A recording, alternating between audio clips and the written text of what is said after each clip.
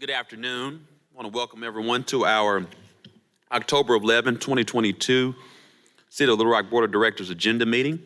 As we are looking over the agenda for the October 18th, 2022 City of Little Rock Board of Directors meeting.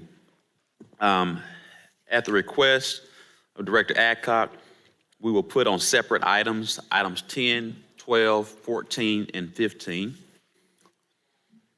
As we look through the consent agenda, any questions on 1 through 9? Director Wyrick? I was looking, I have a comment on item 10. That's the reason why I raised my hand real quick. On resolution number 1, where we're going to put in car wash services for city vehicles for $140,000, is that our best deal to wash cars? Did we ever think about some sort of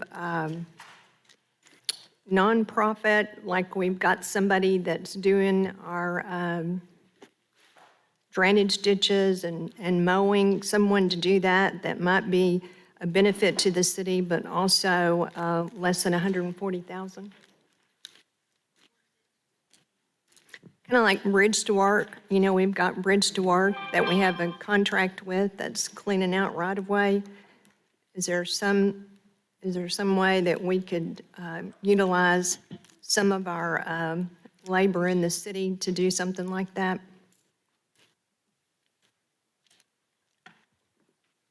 I'm trying to mute my phone, sorry. I don't see Mr. Hinton here yet. We have looked at a variety of options when it comes to this, and some of it is just an issue of keeping the cars clean from a maintenance standpoint. As you all heard during the budget retreat, where we're going to really build a car wash out at the landfill to keep, and hopefully extend the lives of those vehicles. I can Is this ask. going to be at the landfill? No. That was at the budget retreat, if you remember that Friday, where Public Works and Fleet are going to go into a partnership to build it. But this handles all the other city cars throughout our organization. I'll talk to Mr. Hinton about, I know I don't want to take away from what Bridge to Work and all of them are doing, because I think they're making a big difference in Fab 44 too. But Right. I'll ask and see if there's any other options, any other programs we can follow up. It would put people to work, and, everybody feels good when they got a little money in their pocket and they're busy. So it was just a thought. My real question or my comments on item 10, Mayor.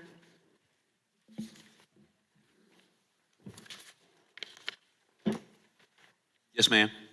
I don't know if anybody else has got any, but Joan asked to have this separate. And what I'd like to do is talk about a deferral. And the reason why I'd like to have a deferral is for the City of Little Rock to look at the cost of benefit analysis for annexing this property into the city. If you look at the write-up on it, the police department has made a note about being able to serve this area. It's on our western boundary in Southwest Little Rock. So what I'd like for us to look at is the cost for police, fire, code enforcement, garbage pickup, and then also the infrastructure requirements that we would have to build out to get to this subdivision. And so I would like to ask for a deferral in order for the city to do that. I know that's kind of an unusual request, but back, I don't know, several years ago, we looked at the cost to provide sewer and water in areas around the city that didn't have it. And we found out that it really cost a lot to do that sort of stuff. So that's what I'm asking for to happen at this point. defer it until the city can come up with this cost-benefit analysis for this project. Tom, what would be the procedure for that? Would that need to take board authorization since it's already on our agenda? Well, it's not really on the agenda. This is the prepared agenda for you, and I think you can just make that known, and it can be taken off Tuesday. If you want to have an official vote on it, you could do that Tuesday when you actually I start. think that, as Tom said, this is just the preparing of the agenda, and I understand what Director Wyrick would like, so will just pull this down until we have that report. Okay, thank you very much. It's not, Director Adcock? Yes, on item 1, can you tell me where these car washes are going to be located? We'll get that information, make sure that's emailed to you by Mr. Hinton. Okay, I would appreciate that because I hear lots of times that these are so far away from some of the sites that they don't feel like it's cost-effective to be driving that far to wash your automobile. Director Eckert, we actually only have one, and it's located on Barrow Road. That's the same one that we've had. Correct. Mr. Moore, could we find an organization that has more than one? Our city is so large, and for people from all the way out Chenal in Ward 5 having to drive all the way to John Barrow Road to wash your car, that's kind of a waste of gasoline in this. Again, we put this out for a public bid each year, and this is, and we have a lot of vehicles, as you all can imagine. So it is, we do try to find one that's sort of centrally located, because, but also it would cost us a lot more money if we had multiple locations. So we've examined that. I'll look at maybe a pilot program where we can actually bring some people on. But as you all also know, it is very hard to find people to work these days. So that's another challenge. Okay, thank you. Mayor, Yes, Director Wright? and to Director Adcock's point, I want to state that Barrow Road is kind of like in the middle.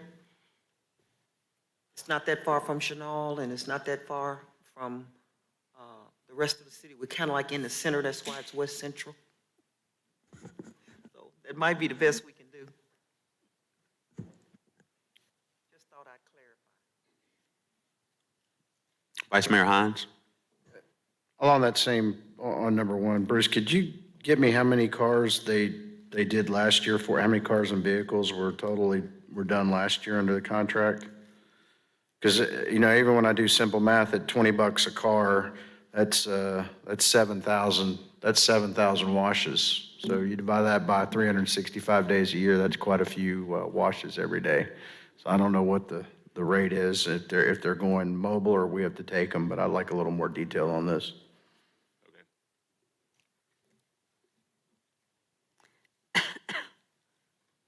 Bruce, excuse me, but while you're doing that, add on to mine too, that I'd like to know which area those cars are coming from, if they're coming from, But they're coming from all over the city. And as Director Wright said, I did this analysis not too long ago, but if you had to pinpoint the center of Little Rock, it's really right there at Boyle Park.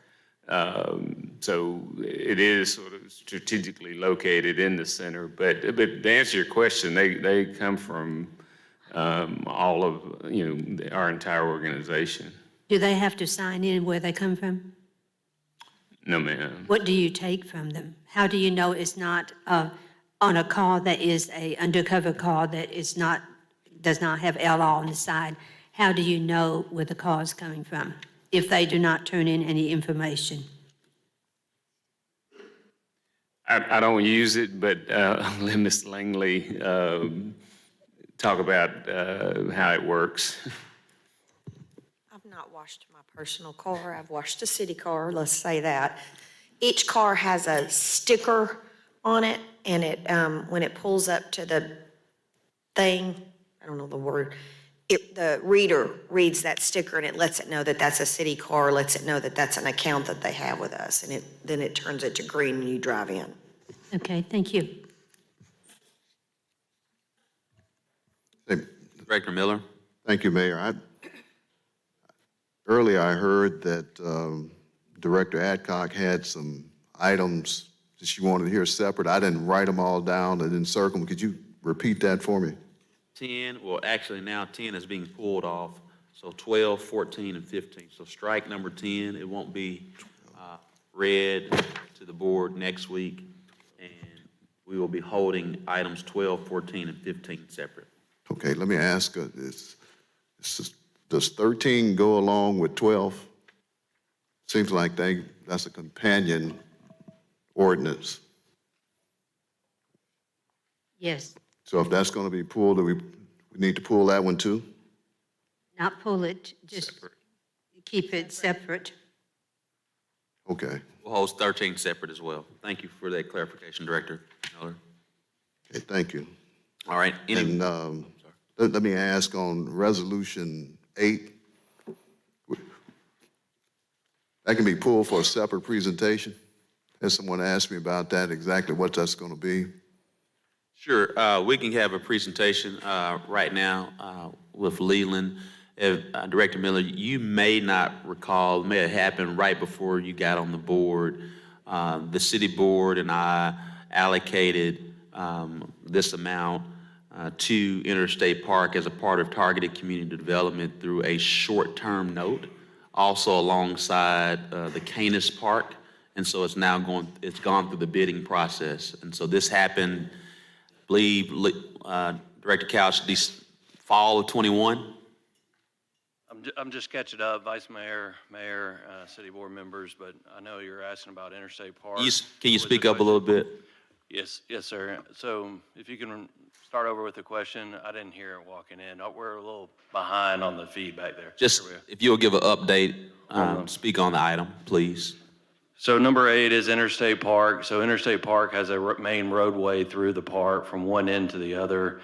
Due to the fact that the park is currently, certain areas is built on a old landfill, the road has subsided over the last 30 years. This project is to rebuild that road from the entry to the exit of the park, or whichever way you're coming in or out of the park. It's a completely new pavement of the whole structure, new fill to bridge the areas that have failed, improvements with the drainage, new curb and gutter where is needed, safety railings over where Scraggerty Creek is. So complete overhaul improvement to the park. And I think it's a great project. Thanks. Let me ask you, is it the street that goes from Arch all the way to the end, is it one street, or does it take care of the other side streets that go to the other ball fields? Right, so this is the main street from Arch Street back to the railroad in the back. This does not include the parking lot areas. It does remove some of the parking lots that have been semi-removed over the years, like there was a parking lot in front of the Animal Village shelter that has been recently removed. The building was removed, so now they're removing the parking lot and some of the ancillary drives and stuff that are not needed anymore. There is not in this a plan to repave all the asphalt at Interstate Park at this time. Okay. Thanks. You're welcome. Director Peck? Yes, I would like to ask for ordinance number 19 to be held separately. And then I would also like for Director Collins to give us a brief presentation on the middle. Director Collins? And we'll hold number 19 separate.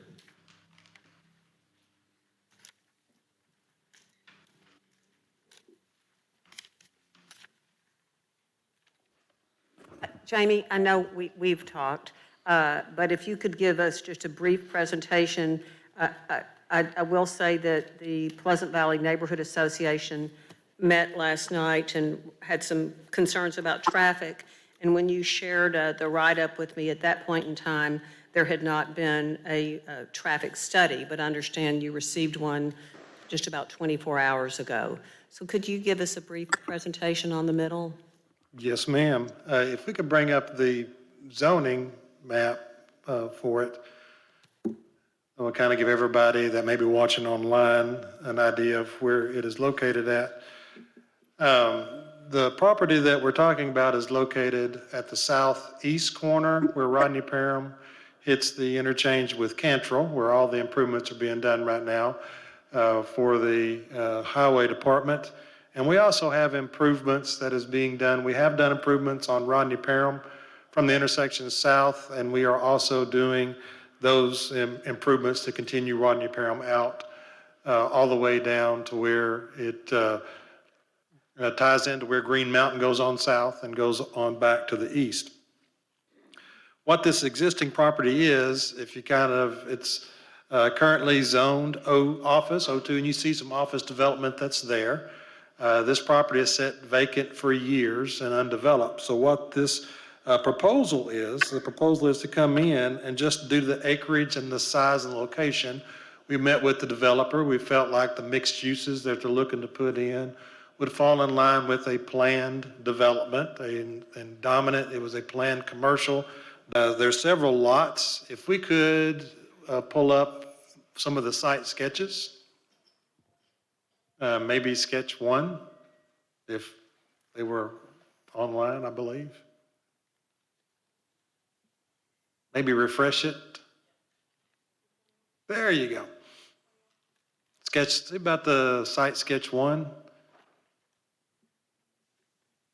That's going to start kind of zoom in a little bit, let everybody see some of the layout. And yes, you are correct. At the time that you had requested the information to give to the public for your meetings, there was not a traffic study at that time. That was a requirement for that from the city to the developer to provide that. The timing is that a traffic study, we want to make sure that the study is in place when a development goes in. Okay, and even when a development goes in, and I'll talk a little about a traffic study, the first one that is submitted really is just a conceptual study. It's what we think is going to go in. It's based on general uses. It's not based on specific uses of what the impact may be for the area. And typically at full build out. So if you're looking at different lots, that may not happen for years. Hopefully it'll happen, but it's not necessarily going to happen year one. A development takes years to plan out and go. So if you look, there's several outlots that they're proposing, 9 of them that's through there. And I'll just read a brief description of what those are that we have in the write-up. Lot 1 is supposed to be for C3 permitted uses with a drive-through and outdoor dining patio area. That's more towards the north of the site, more towards Cantrell. Lot 2, same thing, C3 permitted uses with outdoor dining patios incorporated into the boardwalk. Lots 3, C3 permitted uses with a drive-through. Lot 4, C3 permitted use with a drive-through. If we could zoom into those northern 2 lots, I think they are starting to be labeled.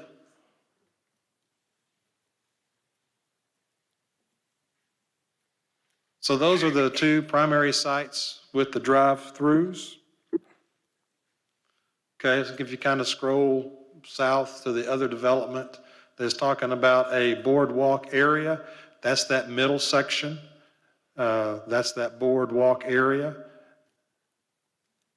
And just C3 uses there. Lots 5 and 6 and 7 through 9 are all C3 permitted uses. And there also is an area of open space owned by the property association and operate to maintain the common amenities for it. And I do understand that there are some concerns about the traffic generated by all of those, because there is also a hotel on here. That's why one of these has a height accommodation for lot 5 that's on there. But if you also, if we go to another site sketch, maybe there's a 5 has the green area and all that? Yeah, that'll kind of show the green area and some cross sections that's on there. You kind of see the open space area. And then does that one have the cross section? I think they do. There's two cross sections. One cross section is right there of the ones that are facing Rodney Parham, and another cross sections are the ones that is off of, I believe that is that Anderson Drive is the internal drive. I think one of the lower sketches, maybe 6 or 7, maybe what is showing to be on there. They're looking to also have some offices along that proposed drive. Maybe the last one. There you go. So if you're looking at one of them, the top one, that is what you're looking at would be the cross-section from Rodney Parham into the site. One of the things that we worked with the developer on this is we didn't really want to see a lot of parking off of Rodney Parham. Planning-wise, we'd like to see a little bit more of the building and landscaping from Rodney Parham rather than parking. And we didn't necessarily have to accommodate that for the entire site, but that's what you're looking at from Rodney Parham. So you're not necessarily looking at a sea of asphalt and parking right off of Rodney Parham. The other one is on Anderson Drive. So you're actually seeing that from Anderson Drive, and you'll look, and they're out proposing to some of the, I believe that was medical offices and some other uses. So this is a mixed-use development. And so when they presented us with a traffic study. I saw it yesterday. We hadn't had a chance to go through it and look at it, but a traffic study at this point in time really is conceptual. It's what they would like to have, and they'll project it out. And then what we'll do is we'll look at it at every time that a development comes in, a building permit comes in, we'll compare that with what the traffic study says, and they'll have to amend it accordingly. So it's really based upon what actually gets built out. So at the very final one, if it looks like it's getting projected and built out, and as I talked with Director Peck, there's a difference in restaurant uses on what is generated, whether that drive-through may be a Taco Bell type, and as you've seen, whether it may be a Chick-fil-A type of development. It depends on what restaurant or a drive-through is brought in there. It also depends on the commercial uses is brought in from that. The intent is, if we can open back up the sketch that has the green area, which was the previous one. They're having, and kind of zoom into that boardwalk area. With some of that hotel use and some other uses, they're looking for the people that is actually in this development to frequent the development internal, to use those roadways. I also want to point out that they do have connectivity to Systematics Drive. If you look over just to the far right, we can kind of zoom down a little bit. It does tie into the back of that and tie into that driveway and go out to Systematics. So that drive they're looking at right now to that right side is going to a common drive for that southern portion. So there is 2 accesses that the developer can get out on the site. So now if we can zoom out, the one at Systematics is signalized. So if you're looking at, so that far left, that other intersection just to the left and the south of it, that is Systematics. That is a signalized intersection. The one in Anderson is not signalized. That's not to say that with technology we have nowadays that couldn't be signalized in the future. It is close. It is about 300 foot from the other signal. You don't really want to signal that close to another signal. Just due to timing, because you don't want to go from signal to signal and have to stop at every signal. But again, you don't want every signal along Rodney Parham with the green light so that somebody could just go through it. So that's also a timing issue that we could do now with some of our signal equipment that we have. And last, this will also be coordinated with what is being improved with the DOT. And like I said, timing, the DOT may be finished next year with their improvements on there. And then with the study that we have today, we would have to compare that with, and they are comparing it with what's being done now. But at any given point in time, when a development comes in, we'll actually look at what is happening now, what they're proposing to see what needs to happen at Anderson Drive. Does it need to stay functioning as is? Does it need to be some type of signalized intersection? Does it need to be accommodated in some other way in time with other intersections in the corridor? With that, I can address any other questions you may have. I think that's basically it, Jamie, and I will say, I haven't really been in the loop about this. The developer did reach out to me yesterday. I think they've been talking to Vice Mayor Hines, whose constituents travel that corridor a lot. I'm actually going to meet with them Friday, but I am receiving a lot of emails with concerns, primarily from Pleasant Valley. Rocky Valley backs right up to this property, as well as Pleasant Forest, which is around the corner, and there is a light there at Pleasant Valley and North Rodney Parham. The main concerns are traffic.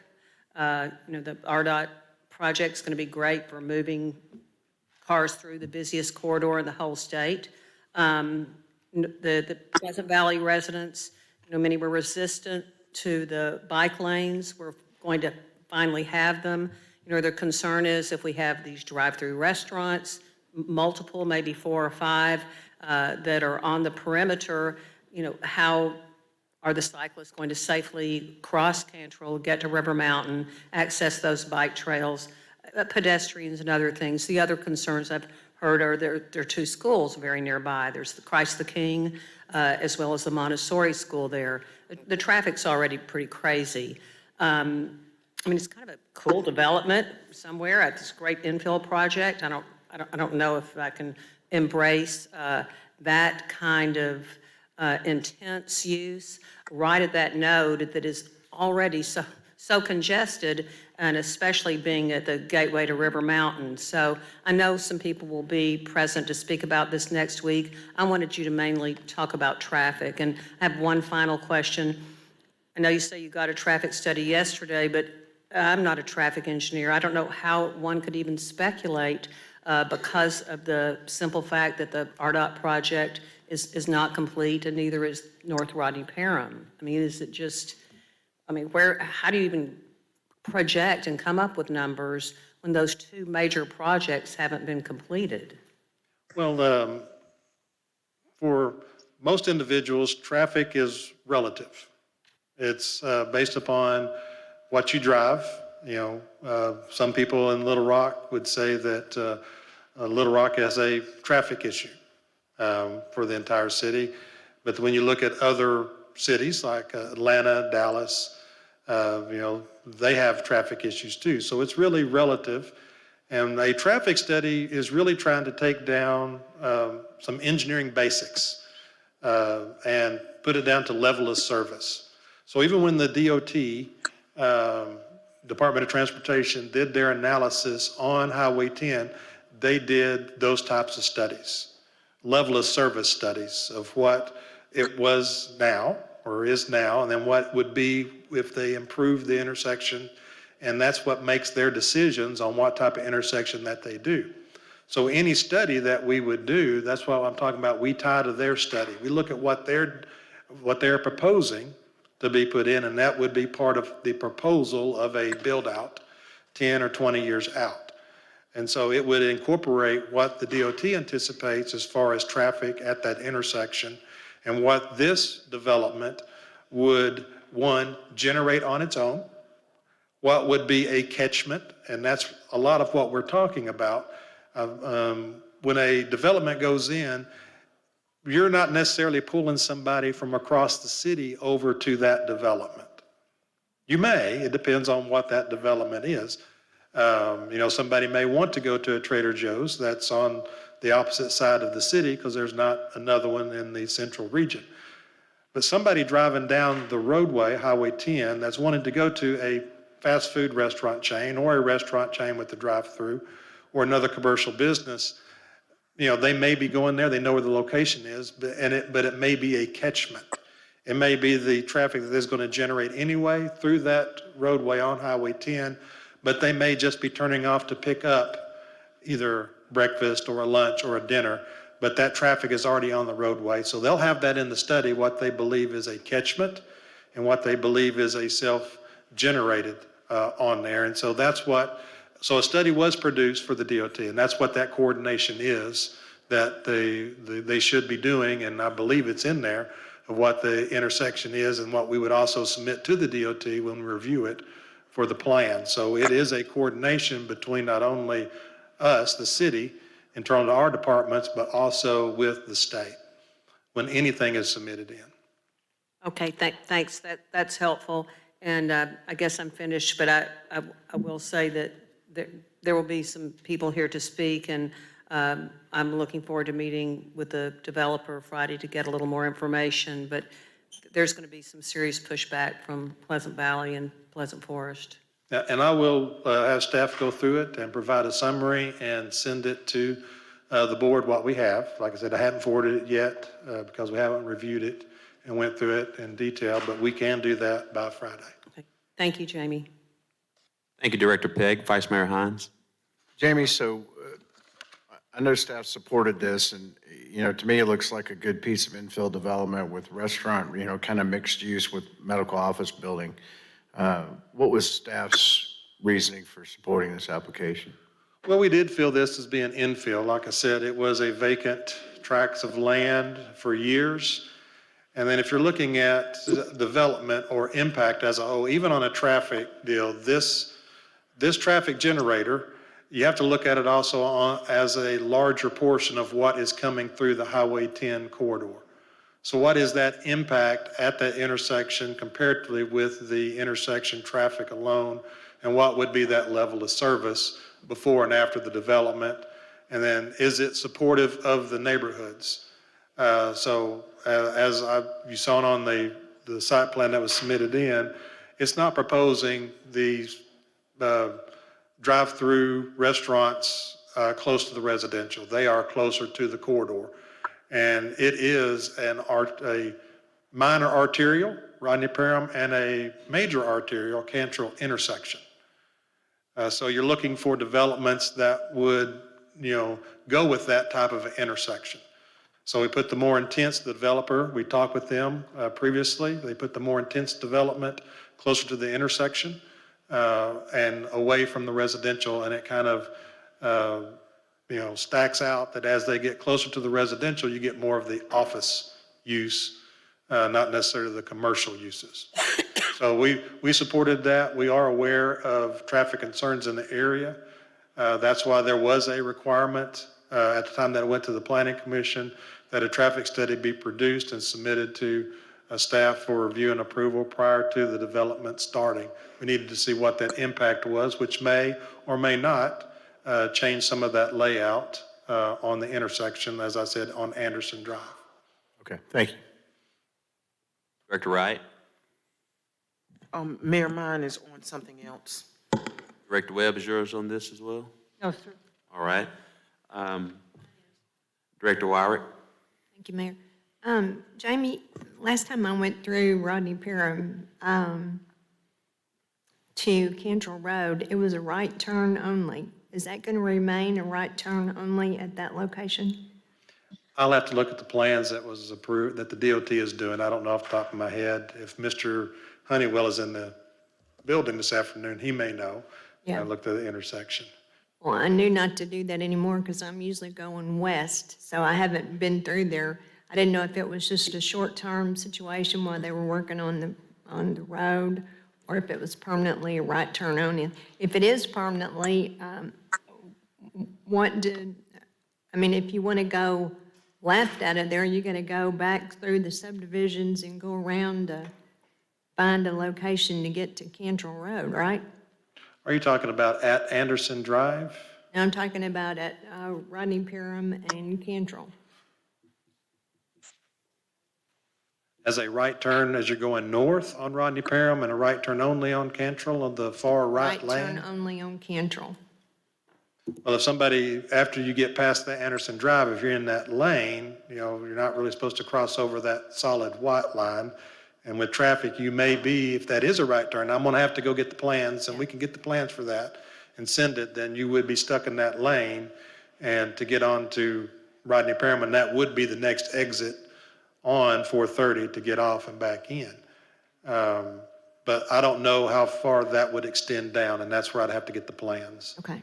Okay, it was just a question. I knew I kind of got hung up in there one time and had to go all the way down Cantrell and then come back Well, and around. some of that's also is to incorporate the bike lanes. And so I know that's also a question that some of the emails that was forwarded to me from Director Peck, there was questions and concerns about how that bike lane goes across the interchange. And so getting the plans would also help address that to the board. Okay, thank you. Thank you. Director Wright?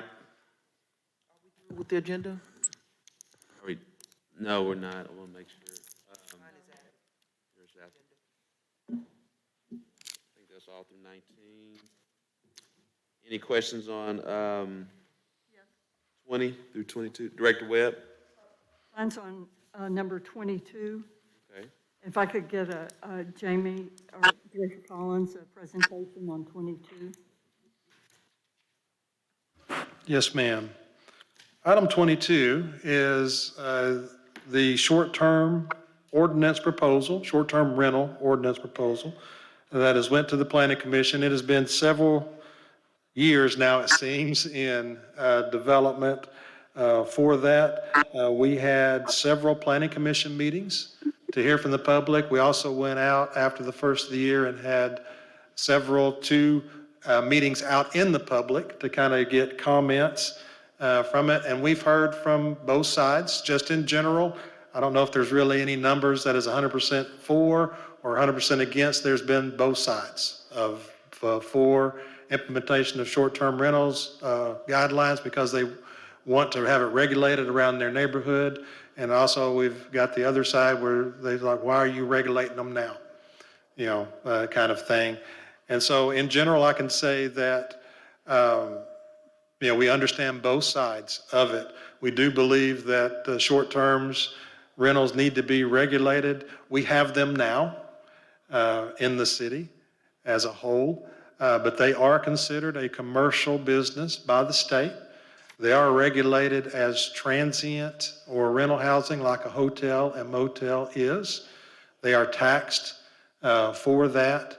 And with that, we really need to regulate them, but we didn't want to be regulated. We didn't want to be burdensome, but we also wanted to make sure we was regulating them for what we believe they need to be, and that would be life safety issues, health and welfare issues, which would also be adjacent neighbors. We do believe that the adjacent property owners have a right to understand what is being done adjacent to them, so public notice needs to be given and also heard at a commission for that.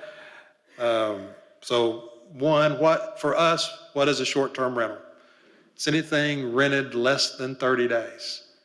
And that is also within our codes underneath for what LRCVB or Little Rock Convention and Visitors Bureau operates under to collect that tax. Anything over that is a long-term rental. So that's what we're looking at. So less than 30 days, short-term rental. More than 30 days, that's a long-term rental. And that is, in general, across the United States, that's what that day is set. When we ran it back in 2020, there was approximately, if you went on the dominant short-term rental site, Airbnb, there was 300 short-term rentals listed at that time. Now, I do want to point out that not all of those would be single-family residential homes. Hotels and motels have also put available rooms on that website, so that there is a percentage of that that's in there. And also we're talking about like downtown where we have condominiums inside a bigger, larger building that may have some short-term rentals in there. So not all of that was listed would be single-family housing. So section 1 in there, there's ordinance that's prepared. It just assures that short-term rentals are taxed at the same rate that we have hotels and motels. And that's already also in the ordinance for LRCVB because they have what is defined that is 30 days or less than 30 days is what they deem. And they had anything that's part of that. This just clarifies that because it's something that has come up on the radar since that chapter was adopted. Sections 2 and 3 It just codifies the treatment of short-term rentals, and it really defines it under what we had as a short-term rental, which everybody has heard us talk about, bed and breakfast. So really what we're doing is we're aligning it under bed and breakfast on there. And then we're looking at, on section 4, is just defining responsibility and also setting the development standards and the process. The process as it stands today from the Planning Commission presented to the board is that they will all be treated with the same, whether they are owner occupied or non-owner occupied. It is a special use permit that goes through the Planning Commission. And once approved at the Planning Commission, that is the end of the process unless it is appealed to the Board of Directors. But that does allow for public notification as a special use permit. It also allows for a public hearing with the Planning Commission. It also allows for, if there is, we have incidences, so many in the year, that we can actually take it back before the Planning Commission and revoke a special use permit back to its underlying zoning. It also allows for that does not necessarily transfer from owner to owner. It will be specific to the owner operator of that short-term rental. If it changes, then the special use permit goes away. The new person that would obtain that property would have to go through the process again for that. There is development standards for that and compliance, and part of that has also went back to, as I was said previously, the Arkansas Fire Prevention Code. We do want to set up a process to inspect them once a year because we don't want anything to happen to people that do rent these, whether they are renting one room or whether they're renting the entire home. As I think I've explained to you, Director, that one of the concerns is not very many people, you may rent a short-term rental, but you may not rent it constantly every time you come to that place. If you like it, you may, but sometimes it may be the first time they are visiting at that short-term rental. And so we need to look for life safety issues according to that. You know, where is fire extinguishers, carbon monoxide detectors? Do they have a safety route designated? Because if something happens, we want to make sure people know how to get out, you know, if in any type of emergency. And so we're proposing in this process to set that up, to have that once a year inspection by both the building official and the fire official. And then there is a yearly fee associated with it. We did not want to make it cumbersome. This is not to pay for everything that we're to do. It is just to regulate them so that we do have some of that life safety, health and welfare issues accommodated. You might mention the difference between our ordinance and a request that we make it applicable to those of 10 or more people. To the, you're talking about the rooms for rent that we talked about earlier? Yes, there was a request made by LRCVB to clarify. Their concern was, what if there were 10 rooms rented and we had a deal in there that says up to 5? That's on there. Well, that's because we already have within our code, anything that's going to be over 5 is considered a hotel or motel, or on the type, it could also be a boarding house, but it is commercial in nature. And so we did not need to implement the number 10, you know, rooms being rented, but that's already took care of in a section of code defining what a hotel is, or a motel, or a boarding house, which are all commercial entities and would have to be treated separately from short-term rentals. It would have to go through where they are underneath a planned development potentially. If it's in a residential or another nature, it just depends on what zoning they are within. Director Webb. Thank you for that presentation, and I know you've spent a lot of time with me talking about this because we have a lot of short-term rentals in Ward 3.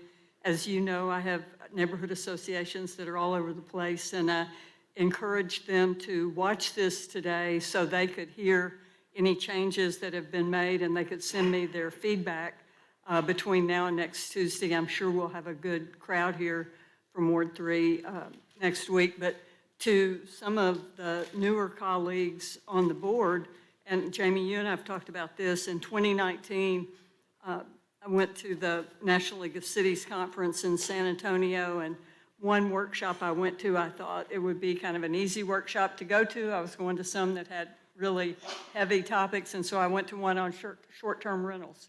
And I thought there was going to be a literal fist fight at that workshop. I mean, people were screaming at each other, and we had cities that had absolutely no regulation whatsoever, cities that had very tight regulation. We had people there from Airbnb and Vrbo, and it was the most contentious, rowdy workshop I have ever been to. So you, I know, and your team have put a lot into this. You have been to Ward 3 a lot to talk about it, and I hope that all the people I spoke to over the last couple of weeks did tune in today to watch your presentation. Thank you. And I believe we're reaching kind of the middle of everything on there. And I did miss one item I want to talk about. There's been a lot of concerns brought up about neighborhood associations and whether this would allow them in the neighborhood associations. And the answer is no, not necessarily. It depends on what their zoning is, for one, right? And it would also depend on, and it really starts out more out west. We do have some bylaws of covenants and restrictions for some subdivisions, property owner associations, starting about that midtown. As you get the older part of town, that's not really there, but as you start progressing from the midtown area to west, those may be in place. Some of them may be in place and have went out in the years. But if your property owner association has it in your covenants and restrictions that it does not allow a commercial business inside the subdivision, this would apply. This would not necessarily override that restriction. And then if somebody proposes a short-term rental in a subdivision that has that restriction can be presented and be a consideration to the Planning Commission. But that does not, whether the Planning Commission approves it or denies it, if one is in, the Planning Commission decision does not stop an individual or a property owner association from taking that individual, that property owner, to court pursuant to their own covenants and restrictions that are in place and are still enforceable. Can I ask one more question? A few weeks ago, we had a short-term rental in Ward 3. It was on Summit Street, I believe, and the board voted against that particular location. And since that time, I've spoken to the owner of the property many times, and he's been to the neighborhood association meetings the last 2 times. And last night, the neighborhood association voted to endorse his application, and I said that I would endorse it as well after voting against it before. I think he gave compelling reasons for us to support it.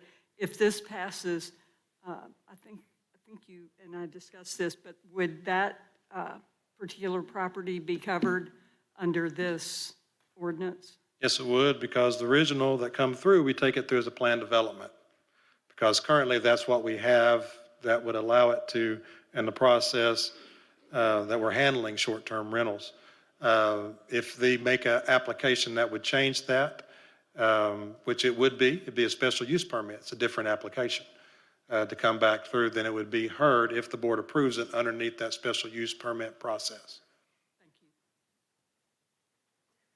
Thank you. Vice Mayor Hines? Thank you. I got questions for Tom and Jamie. So you covered the owner occupied versus not, and I'll tell you the times that I've heard from some of my constituents is they're having issues with owner occupied, where somebody's just renting out a room or 2 or 3 with people parking, with commercial vehicles, with that type stuff.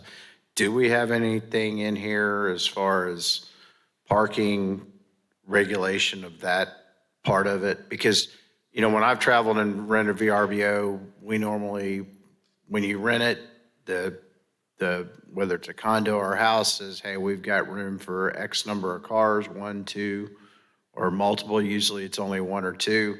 There's either on-street parking or off-site parking, depending on the area you're staying in. So that was kind of one question there. The other question is, do we require notification of the neighbors on a long-term rental property? And I'm going to ask a question to Tom where I'm going with this. The other question is, how are we going to, we can't even inspect our long-term rental properties right now. How are we going to hold a higher standard on these short-term rentals when we don't have the staff to even inspect our long-term rentals? And to me, that's a bigger issue than some of the stuff that's going on with these short terms. We've got issues with renters' rights and stuff that we've all talked about because we're limited from a state level, but we can't even go out and inspect our, I think we were on, what, a 3-year cycle to do long-term rental inspections. And then, Tom, my question to you is, I know that across the U.S., they're using the short-term rental as 30 days or less. My question is, what's the state of Arkansas's Constitution and case law in Arkansas say about this matter? Because it's so new. Are we setting ourselves up to be overturned by a court, which puts us in an even greater predicament? If we go too far on this, we risk the chances of the state legislator coming over the top of us like they did with ride sharing and some other issues. So I want to make sure that we're trying to, I get thread the needle and we do need some regulation, but I fear we're setting up this, we have a different standard, and I'm not an attorney, but I'm asking our attorney, is that what's the state court going to look at? They're going to look at it as a rental, as a rental, as a rental, whether it's 1 day, 1 week, 3 weeks, 30 days, 6 months, a year. Is there a difference in the court's eyes? And those are kind of all my questions on this. To address your last one first, yes, Arkansas is a state where the Constitution is very protective of private property rights. However, Arkansas also has a zoning authority that can be given to local governments if they put into place certain types of plans and have in place commissions to consider how a particular request for zoning not only complies with local regulations, but also is compatible with the neighborhood that it's in, and quality of life is one of the issues that can be considered. The idea that this is coming through essentially as a zoning type of ordinance that will be looked upon by this commission means that we're just doing what the state government's already given us the authority to do. And the long history is that as long as the actions of the city are not arbitrary and capricious, then they're to be upheld. Special use permits get a slightly different form of review on occasion, but I don't think that that's going to be working to our disadvantage. And the one thing I would say that, first off, I don't know how they're going to do the annual inspections. That's not my bailiwick, and I leave that to Mr. Collins. But what I will say is, even with our rental inspections that are supposed to be done periodically, they are interrupted more than often when there is a complaint-based problem with a particular home. And so, for example, if something is a short-term rental under this ordinance, if the ordinance passes and the sewer line breaks and the yard is mushy and smells horrible, we don't have to wait a year to get to that, and we wouldn't, because that's a public health hazard that we're going to address as soon as we're made known to us. On just a note add for Tom on the regulation, Vice Mayor, it is also in the Arkansas Fire Prevention Code that this type of housing is considered transient housing. It's not rental like a normal house that is rented out. Is considered transient housing as any hotel or motel, and so it is reviewed as such. We had an issue on Main Street, south of the interstate, to where that zoning fell underneath capital zoning, but when the building plans come in, it was allowed, but they have to have certain criteria by the number of square footage of transient housing changes how that is built and what they are built under. So the state does recognize transient housing, and that's what this would be. Okay, one quick question, rolling back to Tom. So Tom, are you telling me that the state law and state constitution is going to allow us to differentiate between short-term and long-term rental? Because we have a different standard for long-term rental than we do short-term rental, what we're setting up, the hierarchy that we're setting up. And that's my concern. And look, I'm trying to, you know, I'm glad we're taking a slow approach to this because the unintended consequences of legislation are all, we can sit here and cuss and discuss for the next 6 months and we're never going to cover every possible eventuality. And we've already seen through the previous process we tried to use, it didn't work very well. So I guess Tom, that's the question on that. And then I have another question too, a follow-up on the complaint-driven item and that differentiation, because we've got long-term rental houses. I get more complaints from neighborhood associations and stuff about problems they have with rental houses. And they complain all the time and we don't pull the permit for them to be able to have a rental house. And we're going to set up a different hierarchy to put short-term rentals on a different standard, that if a neighbor doesn't like, maybe it's not really a complaint, maybe somebody just gets mad at somebody and you try to pull their permit, even though it's not. I think we're setting up some due process issues here too that we need to consider on how that complaint-driven deal. And I'll try to sit here and listen for a minute while you guys cover all my questions. Okay. I think the first one you asked about the parking plan, there is in the code that a parking plan shall be submitted with the permit application for that, and that's just for review. So a parking plan, if they have a house, they're looking to rent the house out, we would look at what is available. That's that parking plan, be it driveways, parking pads that are already located on the property, and also looking at on-street parking, because there is some areas of town that there's not really any on-site parking, even for the residential properties. It was always intended for them to park on the roadway. So we would look at all that to see what the accommodation is, because we did, and that's why that public process, we want to make sure that whatever they're proposing as parking, and that's their plan, that is reviewed and approved through that process as recommended by staff. And I think we addressed the, as far as the, what Tom was talking about on the other one. I can't remember the third thing he was talking about. Director Hines, Vice Mayor Hines. Well, I was trying to think. I've got them all written down here. Owner-occupied parking, requiring notification of neighbors on long-term rental versus short-term. That was kind of more interrelated. Our inspections, how are we gonna possibly inspect all of these? Okay. Because I can tell you that it's not gonna be a static number, and it's gonna grow, not based on what I'm seeing nationwide when we travel. And what I'm hearing from people that already own Airbnbs that are buying historic properties, they have multiple residences in town. They're making investments to keep historic properties historic, but the way they do that is to do an Airbnb. And so I think we're, Okay, well, I can talk about the staffing of that. The plan was, and I think there were several directors that had asked for that when we made the initial presentation, well, more than 2 years ago, just for the study.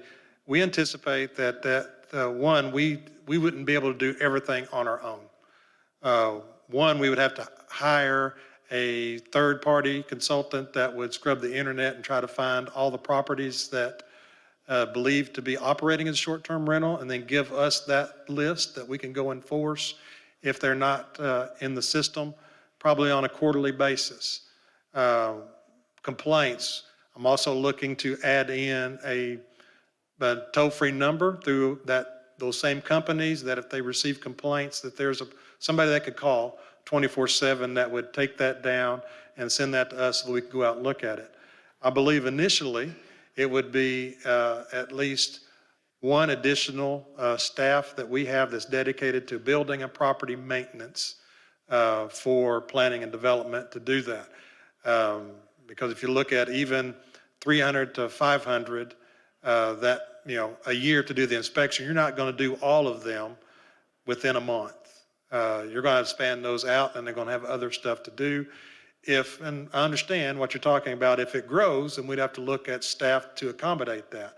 But if it's somewhere between the 300 to 500, I believe that with the staff that we have with the building and property maintenance inspector, I've also talked to the fire chief, that, the addition of another fire marshal may be needed to do that same inspection, to make sure that the carbon monoxide are there. That's not saying that both of them have to be there for that inspection, but there still needs to be an inspection had once a year.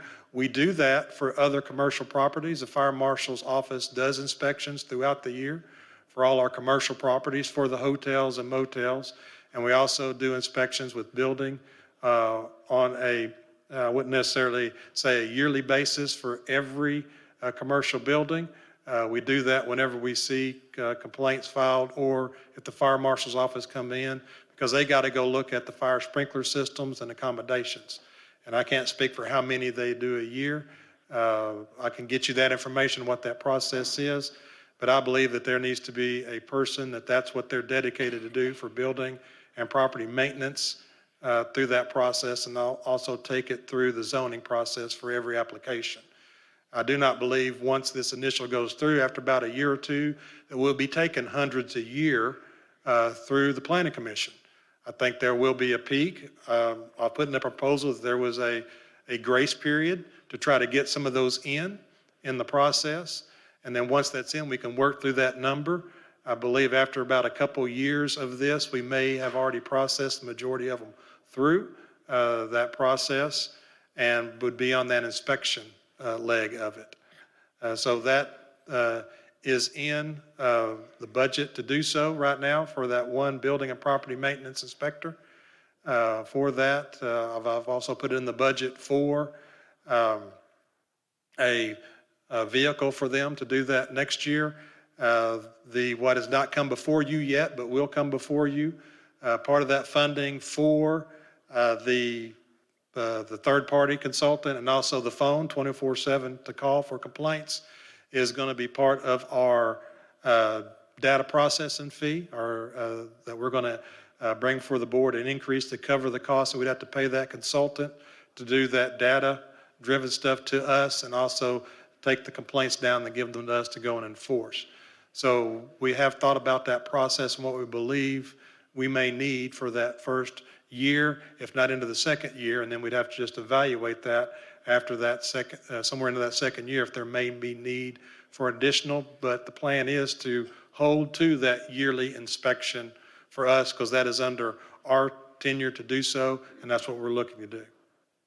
One last question, so, because we just ran into this, again, an owner-occupied residence, wasn't registered with the city, got complaints from a couple of the neighbors about parking, commercial vehicles.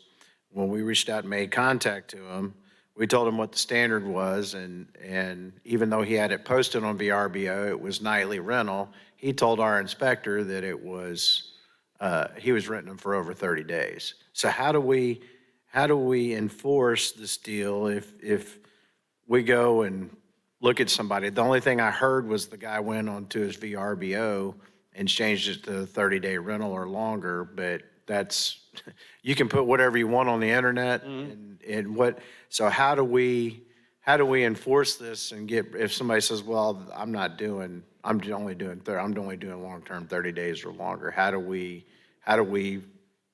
get proof, Tom? I mean, how do we enforce them showing us proof that it's not nightly rental? I think, We can't compel VRBO on them to give us that information. no, and, you can't compel it now. If somebody's renting somebody's house right now for a school year, we don't know about it. You don't have any regulation. And your question about long-term and short-term rentals and we have to go through something for short-term and not long-term. These short-term rentals in this Airbnb ordinance are designed to be able to be within residential neighborhoods. with the exception of UU zoning, I don't think you can have a long-term rental within a residential area unless you have had, for the boarding house, a special use permit, or you're in a commercially zoned area. So there would be a review. It'd just be a different type of review for the larger ones. What this is for the ones that have become kind of a commonplace for everybody. Are we going to catch everybody? Probably not. But I think we will catch some, and I think that we will get more astute at what's going on by checking websites and everything else. I haven't seen, for example, that people are, making any kind of living out of renting out a room or a house for a short period of time without advertising it someplace so that somebody could see it. And that's what I think we'll be looking at. I think that's part of what the planning department's talking about. It is, and some of the other ways that we investigate properties for how they change out is we also take pictures if we're investigating daily to see what has changed out.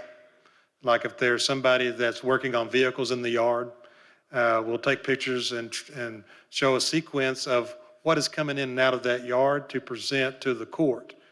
And so once we do investigation and we do believe we have that case, when we issue the citation, it would be up to, and so we issue a citation and say they're in violation of operating a short-term rental, and we believe we have the evidence and we take them to court, then it would be up to them to prove that they are renting for a long-term rental, not the short-term rental, what we believe they may be doing. So there's other avenues other than going in and asking for their logs of what they rented, of seeing what is transpiring at that property throughout the week or the month. And the U.S. Supreme Court has held that even the ability to go into a hotel now and ask for its registrar of guests is not something we can just do, which it was for about 100 or 200 years. And just in the last few years, that's changed. We have to have much more probable cause in order to be able to look at that. Thank you. Director Wright, well, let's make, no, we're still on 22. Director Wyrick, did you have a question on this? Yes, thank you. So I read through this ordinance, and every time I'd see something, I'd think, oh, somebody had that issue. Oh, that's in there because somebody had an issue. So it seems like you've really tried to nail down the different circumstances and tried to cover most of the situations. I kind of had a pause over the parking plan. On a 5-bedroom house, does that mean that they got to have a plan for 5 parking spaces in a yard? Well, it depends on what they're proposing. It could be. So if they are 5-bedroom house and they're living in one of them and they're renting out the other 4 individually, then that may be that they need parking spaces for all 5 cars because they're renting out the individuals.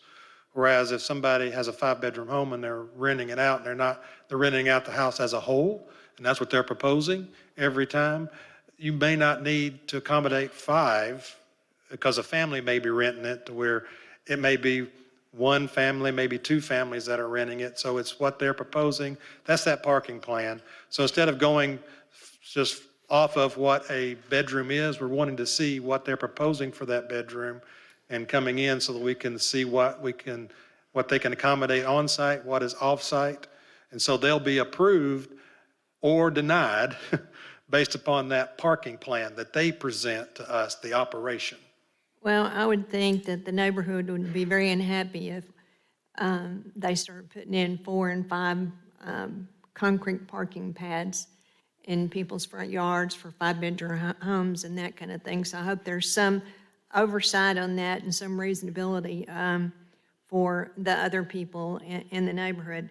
The thing that gave me pause about this is it's on page 5, section 36602 A and B, and it talks about should be a responsible party that must be available 24 hours per day, 7 days a week, for the purpose of responding to city officials within 60 minutes to complaints regarding the condition of the short-term rental. A responsible party upon notification that any occupant or guest has created any unreasonable noise or disturbance, disorderly conduct on and on and on, shall promptly respond in an appropriate manner within 60 minutes. Within 60 minutes, if there's a complaint, then somebody's going to have to respond. Who is going to be available 24/7, and who's going to be responding in 60 minutes? I mean, people are going to see this ordinance, they're going to say, oh, yeah, we've got that in there, that's going to take care of this, it's going to take care of that. Then they're going to expect the ordinance to be followed.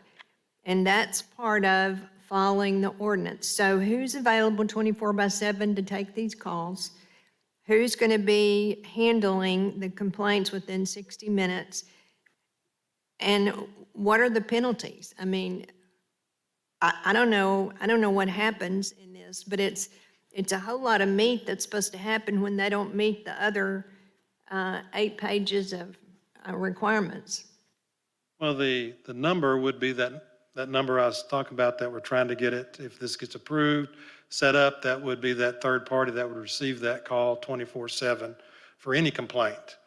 Now, if it is at night, complaint at night, then yes, they would try to reach them at that number to go there, and it depends on what the complaint is. If it is somebody outside that's already doing some type of domestic type of situation that may also be a police call, then that's one way that would be handled.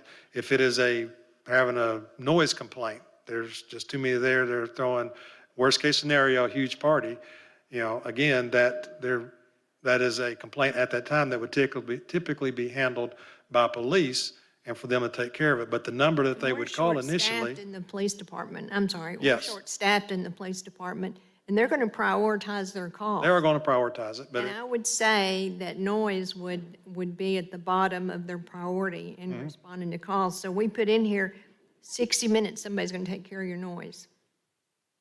well, they have to, the respond, the one that actually they're calling. Saying we're setting up an expectation here that we're going to take care of this, and we really don't have any way to. That's not an uncommon time frame across multiple municipalities, several states in the nation, of the time frames that they were set. That wasn't something that we pulled out and arbitrarily put in there. So, I'm not saying you did, I'm just saying that expectation is in here. There's a lot of people, as Director Webb was saying, there's a lot of people that are passionate about this, both for and against. And that's an expectation that we're setting up for anybody that lives next door to short-term or owns short-term housing. So I just don't see how we're going to meet that benchmark. well, and Might wanna- it is a commercial business. When they do that, it's commercial business. So they're choosing to operate this business. So it's not unlike any other hotel or motel. If anything happens, then they have to respond. They have to accommodate. They are choosing to have the commercial business. And who makes the determination about unreasonable noise or disturbance? Is that the next door neighbor?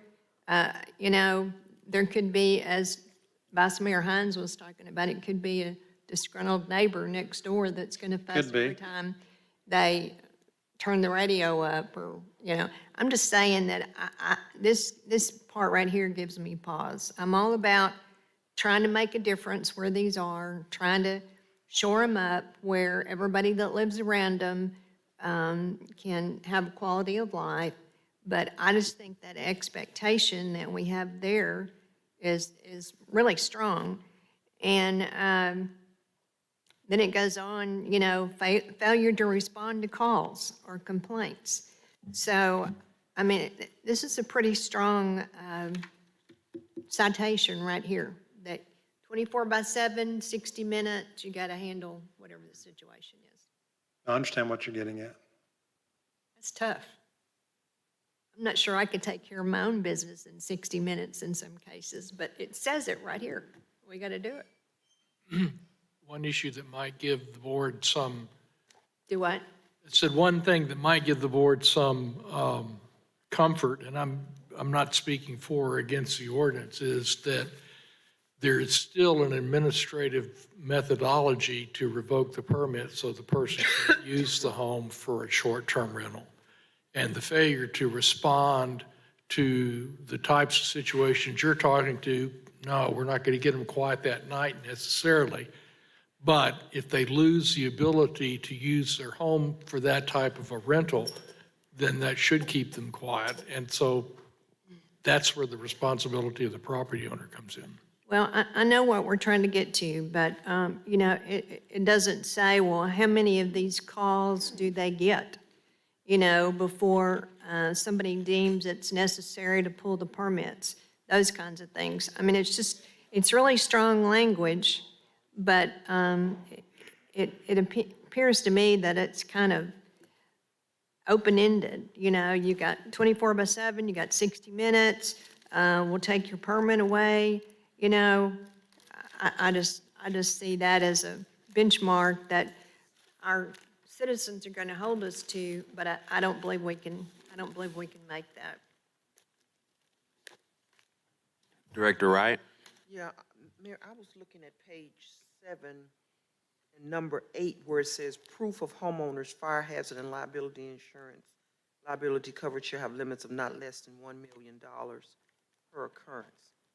Now, if this is a single-family residential house, I don't see, if this was my house, I don't think my insurance would allow this. Typically, if you are, even whether you're renting out your home for long-term, or whether you choose to do a short-term, your insurance company should be notified for your house, because that does change the Yeah. terms of your insurance, because they're providing you insurance for your living at it, single family. This requirement is one that is standard across the people, the industry that is regulating them, that is what they need to apply for that, because it is a commercial business, whether it's the one bedroom or the entire house. That's going to change the definition of residential insurance then. I mean, Well, I understand, and it may in some cases, but the same insurance companies that are insuring homes here in the city are also insuring them in other municipalities that have done this. Okay. And so this is not uncommon for them to see this and have to accommodate that type of insurance for what we are requesting. Okay, that kind of gave me pause there. Also, too, I was concerned, like Director Wyrick, it just seems like we're setting our constituents up for an expectation that is not going to be met if there's a violation. And it seems like to me this needs some more work, but that's just me. I just think this needs a little bit more work, because I know we need to do something. I've heard from numerous people that don't want these in their neighborhood, and certainly don't want them next door to their house because they purchased a home in a single-family residential neighborhood, not to have a commercial business next door. And they feel like this is going to impact their quality of life. But these things are happening, and I know we got to do something. So at this point, I'm kind of betwixt and between. Thank you, Director Wright. Director Peck? Mine is not on this topic, so. Any more questions on these items? All right, before we go to our two presentations, Director Peck? Thank you, Mayor. And then me, Mayor. Yes, ma'am. Go ahead. First of all, happy birthday, Bruce. How old are you? Oh, is that too personal? Okay, never mind. You're younger than I am. I That's said all. 31. I wanted to ask a question, and I hope I'm not opening up a can of worms here, but I still am getting a lot of questions from people about the piece of property that we were going to purchase for the homeless project that Bruce took down. We're not doing that now, but I got a phone call today and an email about it, and I think people expect the board to know, and I just wanted to know if, Bruce, you could elaborate on this, or how can I intelligently and correctly answer that question? Sure, Director Peck, and members of the board. Two things that I noted earlier in my correspondence. I was not made aware that the individual that we were potentially purchasing the property from was a city employee in the housing department. When I saw the name, I recognized the name and then asked if this was the employee, was this the person that was employed in the housing department, and was told yes. I said, well, we need to at least check with the HUD regulations about, is this even eligible? Is this something the city can even consider? But probably more importantly, well, that was the first thing. And then secondly, I was not made aware that the appraisal that we procured came back with an estimated value of somewhere, and I don't have it in front of me, but in the $55,000 range. And then the staff went out, and because they didn't use the method of looking at when property has potential lease agreements in place, that you can count income as far as the appraisal is concerned. And they just called a certain type of appraisal, which I can't think of the name of it right now. But so when I was made aware that the appraisal that we actually did procure came back with an amount of around that $55,000 range, and then we went out, we being the staff went out and got some additional information to add to the document. I was then made the decision that we would not move forward with that particular piece of property. So that's pretty much how you explained it to us in the correspondence. And I guess that's what I'll repeat, because people are, I guess, still just baffled how we almost fell into that anyway. And I didn't have a good answer, but I appreciate you trying to explain it a little bit more for me. Thank you, and happy birthday again. Thank you. Director Wright. Mr. Moore, I would like Mr. Howard to give an update on the status of the 14 lots that were purchased, I think a couple of years ago or last year, and let me know. I've talked to a couple of individuals who are concerned about 4 houses being built in their area on their street. And they felt that they should have been notified that the city was purchasing those lots. And I've never heard of a notification process for us purchasing land for the land bank. Is that something, Mr. Howard, that is done? Typically, we do not do any notifications when we purchase some property unless it's over a certain amount. Then, of course, it'll come to the board. And they can speak to that point. I did speak to the gentleman that you are referring to, and he stays south of the property between the 3800 and 3900 block of where we purchased that land. And so it does not directly affect his property. I told him he will have a chance to come to the board. Of course, right now we're in the design phase with Public Works and the actual engineer developing the actual street plan so we can put it out for bid. And so once we put it out for bid, of course, we'll come to the board and he can provide his information or any questions that he may have that he may ask the board at that time frame. We purchased the lots on the northern part of Zion between 2900 block and a 3000 block of Zion Street. And it was 12 lots. And it was probably less than 8 months ago. And we're in the design phase on that property too as well. So it'll come before you all once we bid it out. Okay, this was the first time I've ever heard a complaint about getting sidewalks. Yes, and that was surprising to me as far as the infrastructure improvements that'll be done. Yeah. that's not over in that area because we do not have any infrastructure improvements over there, and it's badly needed in that area for, Badly needed, and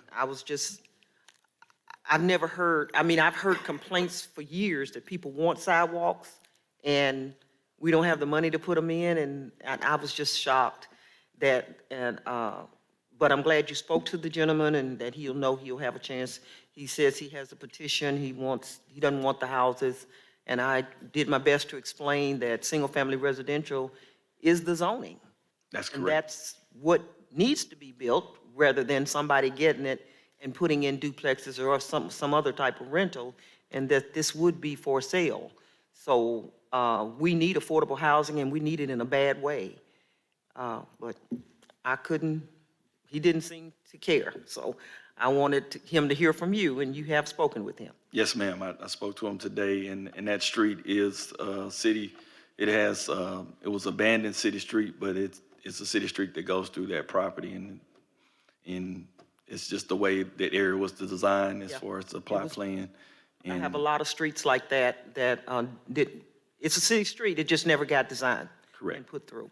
So, but he doesn't want it open, he doesn't want the houses, so I don't know how to satisfy him because we have an abundance of people that need affordable housing, and this is single family, that's what the neighborhood wants, so. yeah, and we'll do almost 40 houses over in that area here within the next 3 years. Yeah. So, anyway, I'll be talking back with him again, but I don't know anything. Now, is there a way not to put the sidewalks on 38th, between 38th and 39th? Would that lower the price of the development? Well, that's one thing that I told him that I would check with John Honeywell and his staff to see, because we didn't have in our design as far as the pavement, the funding to put those new sidewalks in that area. So it may be something else that's different, a different type of funding that's being provided to put sidewalks in on that area. Well, maybe that, now I did talk to some of the other neighbors, and they said they would rather not have the sidewalks because they feel like the street is too narrow already, but it appeared to be a standard street. That's correct. That street is already developed and it Yeah. has housing there. Has curb and gutter and just never had the sidewalks. Correct. So it is a standard size street, but if we could eliminate the sidewalk, the three that I spoke with said that they wouldn't have any objection to the houses. They just felt like the houses that are there only have one driveway or one car carport, and they have multiple cars and they're parking on the street. And I sent you the information about the alley, that they would like to be able to use that to park in their backyards. That would help clear that street somewhat. Yeah, and with that alleyway, you would have to actually have another street because you'll have 38th Street that'll run through, that'll get to Cobb, and then so you have to put the alleyway in behind that location. But when you turn on 39th and go west, It goes that's the through. alley they're talking about behind That's their correct. houses. If we could clear that, Yes, I'll take a look at that, Okay. and I'll get with John Honeywell with Public Works, and we'll and look at I that. think that's all they were kind of asking, if we could clear it, then they could access their backyards. Okay. Okay, that might help the parking on the street. All right, also, Mr. Moore, did you see my email about Point West neighborhood? I did, and we're going to have staff go out and do a sweep and everything out there. Okay, I appreciate it. I almost bought a house in Point West Phase 1, and I was kind of shocked to get an email saying there were boarded up, dilapidated houses, so I jumped in my car and went out there and drove every street over there. I didn't see any of that. So I want you all to go through and review and just do a sweep of everything, Phase 1 and Phase 2. Sure. And let me know what you all find. And I always spoke to Assistant Chief Helton, and he's going to see about the speeding. But, we haven't speeding in all the neighborhoods, so hopefully we can do some kind of speed study to determine if we need speed humps or something like that. So, anyway, thank you so much. Director Adcock. Yes, we still need to do 12 and 13, which is one item. and 14 and 15, which is one item, please. You still want presentations on those? Yes. All right.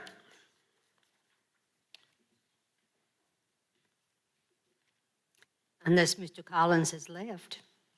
I think he might have, since they were going to be held separate, but. Yep. Thank you. He may have left because they were held separate. Can we get that, can we email you the information? Do you have some specific questions? We can get that to you. Yes, I would like more explanation of what they were planning on doing on 12 and 15, why it's in two separate ordinances. And then on 14 and 15, this is putting this business in a residential area, and I would like to know what the business is. Yes, ma'am. We'll get you a memo on all of those in enough time before the board meeting and send it to the entire board. Okay, I would like for Mr. Collins to comment because there are several neighborhood people, particularly on 12 and 13, that's watching this tonight. So if he could call and we could get some type of memo out to the neighborhoods on 12 and 13. Yes, ma'am. We'll make sure that. Director Richardson, did you have another? Director Adcock?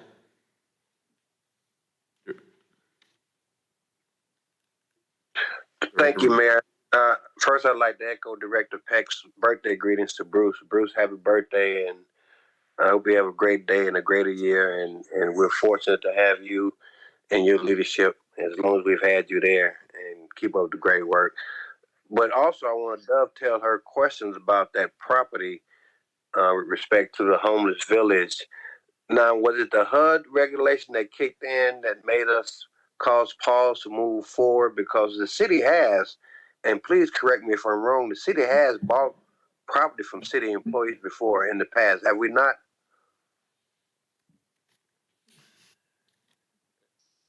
I don't think, not that I can remember, I'm not going to say we haven't, but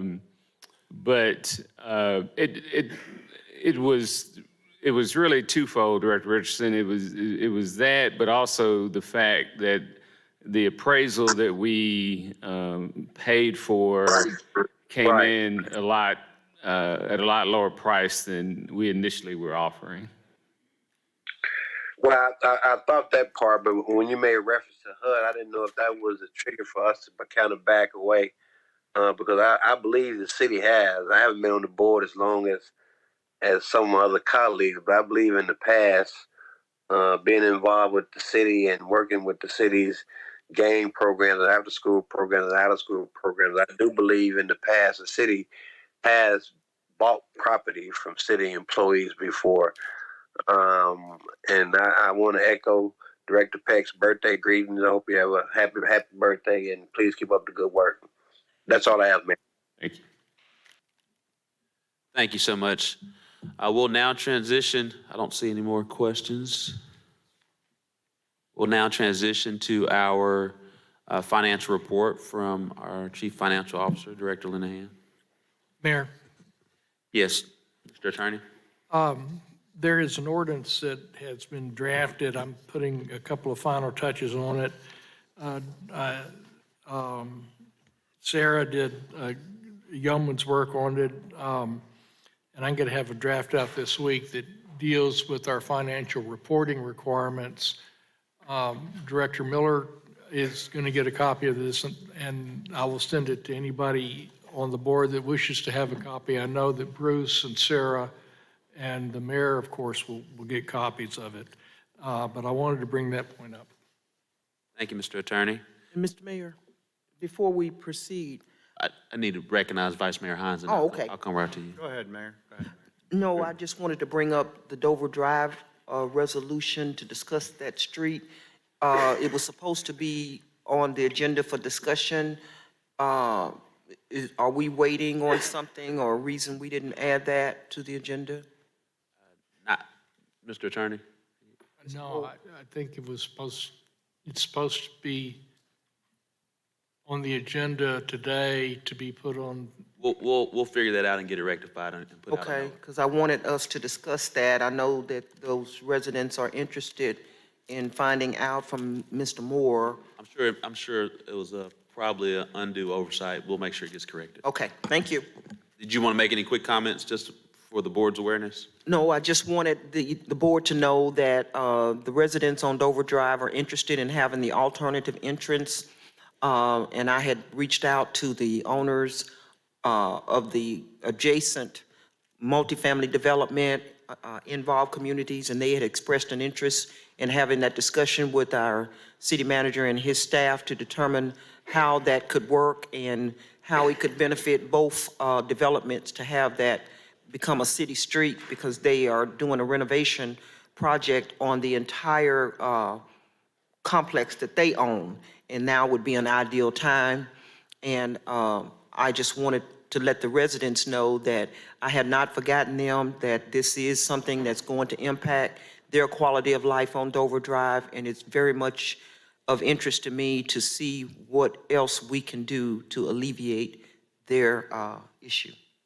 Yes, ma'am. Okay. Vice Mayor Hines?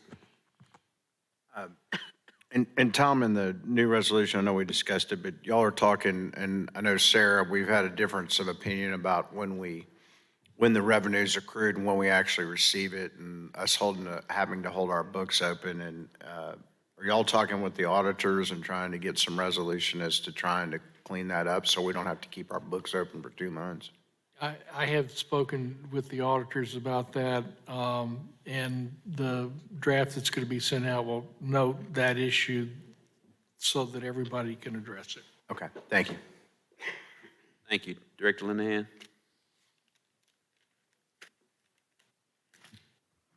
Good evening, Mayor, members of the board. If you could pull up, thank you. And remind me, is it up or down to advance? Down, okay. Well, I'll try the other way. There we go. Up. So on page 2 of your report, you'll see that this shows the percentage of our budgeted revenues that have been collected. 6 months of the year would be 50%. Budget expectation, we had collected 50.33% of our revenues compared to 52.02% the same period a year ago. On the next slide, you'll see that 50% of the budget in the general fund for revenues would be, and this excludes transfers in, would be $110,033,202. We had collected $110,762,529 compared to $106,773,345 the same period a year ago. So we were $729,000 approximately above half of our adopted budget, and about $4 million above the same period a year ago. And I'll talk about the revenues by category in just a moment.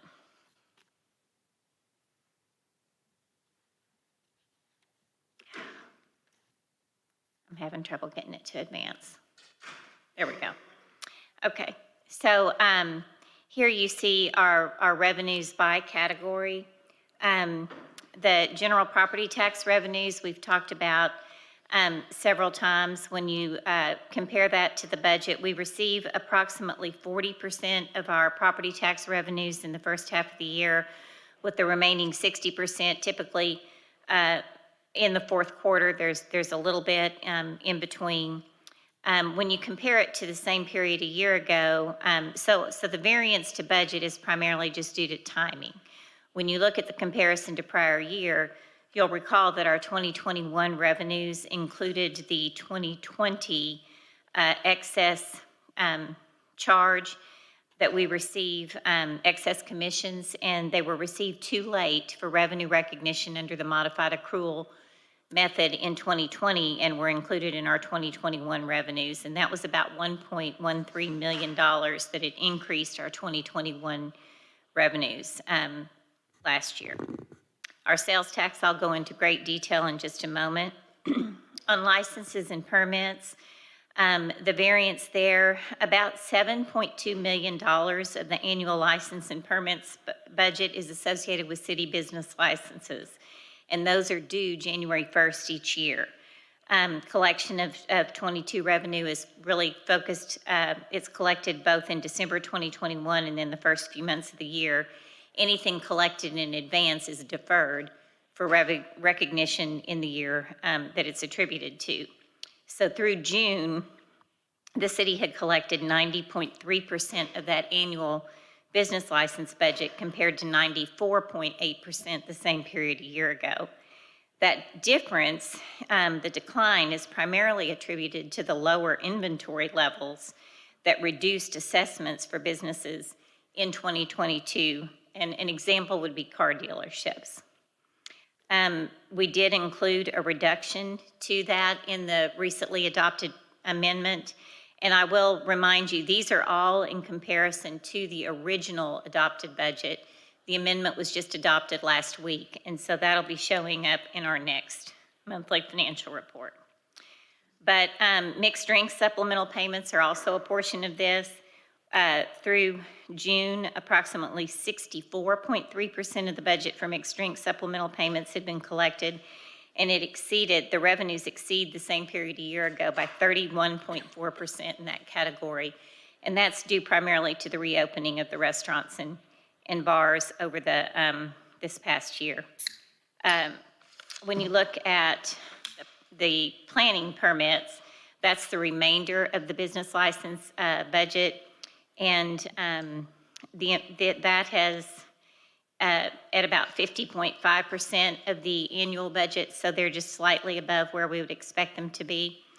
So again, the budget amendment that you adopted last week increased licenses and permits by a net of 331,300, which really represented a decrease in business licenses of about 418,000, offset by an increase in those mixed drink supplemental payments and a slight increase in the planning permits. The next line are intergovernmental revenues.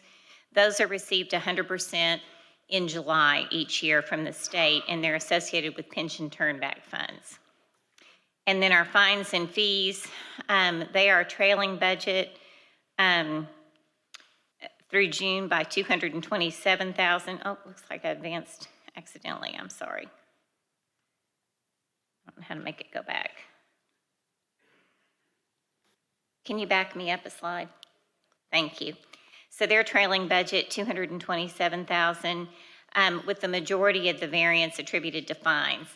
And a portion of that, about 121,000 of that, is associated with the first 2 months of fines that are collected that are for parking tickets or fines that were issued in 2021, but just not collected until 2022, are pulled back into 2021 revenues in accordance with revenue recognition requirements.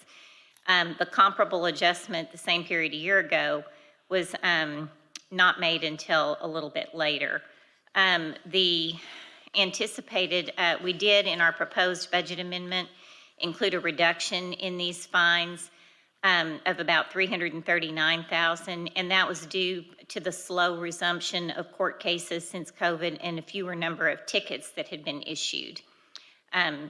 So that was the issue there. And then our investment income exceeds the same period a year ago. And as we discussed with our last quarterly report, at year end each year we do a fair market value adjustment due to declining interest rates. We had a loss in the previous period associated with some of the bonds, but they're held to maturity.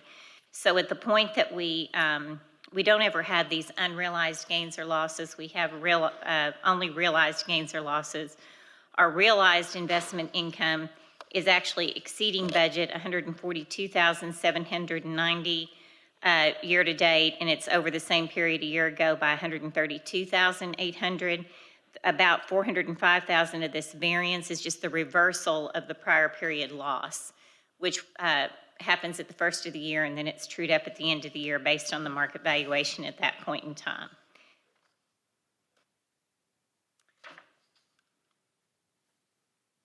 Okay, so now this just takes those same revenues and compares them to the same period a year ago. As you recall, in the general property taxes, again, that 1.13 million in excess commissions was included in 2021 revenues. So our revenues are actually ahead of prior period when you exclude those excess commissions. Again, we'll get to sales tax in just a moment. I've already talked a little bit about the decrease in licenses and permits, primarily being attributed to the reduction in inventories that are a part of that assessment value. And then utility franchise fees, that is primarily driven by the increase in natural gas prices and in our electric utility rates. The PSC in 2021, in 2021, they approved a recovery of the extraordinary gas costs experienced due to the February 2021 winter storm. They also approved riders for the electric utility. So when we got our budget estimate from Summit, they were saying originally we didn't expect this 30% increase that we're experiencing over the previous year. Energy forecast 8.5% above the prior year because of those storm recovery riders. When we adopted our budget amendment last week, we increased the projected utility franchise fees by $1.4 million. So now you see the trend of our sales tax growth over the last 24 months. So you'll see that beginning when we look, and the month shown is the month collected, which represents the revenue for 2 months prior. So when you see June 22nd, June 22, that represents April revenues. So the last 3 months here are April, May, and June. So you can see at the beginning of, or second quarter of 2021, we were seeing that the huge increases over 2020, which was associated with all the closures related to the pandemic in 2020, and then the recovery of those last year. We continued to see a lot of high growth, with the largest month in the current year being our February results. But you can see in the last 3 months, April through June, that actually we had, in comparison to the same period a year ago, a decline of 0.82% in April. And then for May results, we had a growth of 1.91%, and for June, 1.77% in comparison to the same period a year ago. Now, this does exceed what we had budgeted because part of the revenue in the first half of last year did include that iron and steel and ferroalloy manufacturing that we did not anticipate to continue into this year, and that was the correct assumption. So this growth that we're seeing is dampened by the comparison to that in the prior year. But we anticipated originally that our revenue would actually decrease in comparison to the prior year when we pulled out that revenue attributed to that NAICS category. Year to date, the county sales tax has grown 4.46%. The city's local tax has grown 3.75%. The state turnback portion is actually decreased 9.98%. So but the overall blended growth rate is about 3.5%. So this just shows what I said. It's the summarized results for all of those categories, the local, the city, and the state turnback fund. And again, you can see that in the last 3 months, we had a decline of 0.82% and then growth of 1.91% and growth of 1.77%, which is much lower than what we had been seeing. The rolling 12-month growth percentage is 8.85%, which includes those previous high growth months. So now we see it by month. Again, we had forecast a decline because we were not anticipating for the portion of our 2021 revenues that included that iron, steel, and ferroalloy to continue. Beyond the first 6 months, we had originally forecast a decline of about 1%. What we have seen, as I just mentioned, overall is growth over the prior year, or the same period a year ago of 3.61%, but that exceeds our budgeted forecast by 7.98%.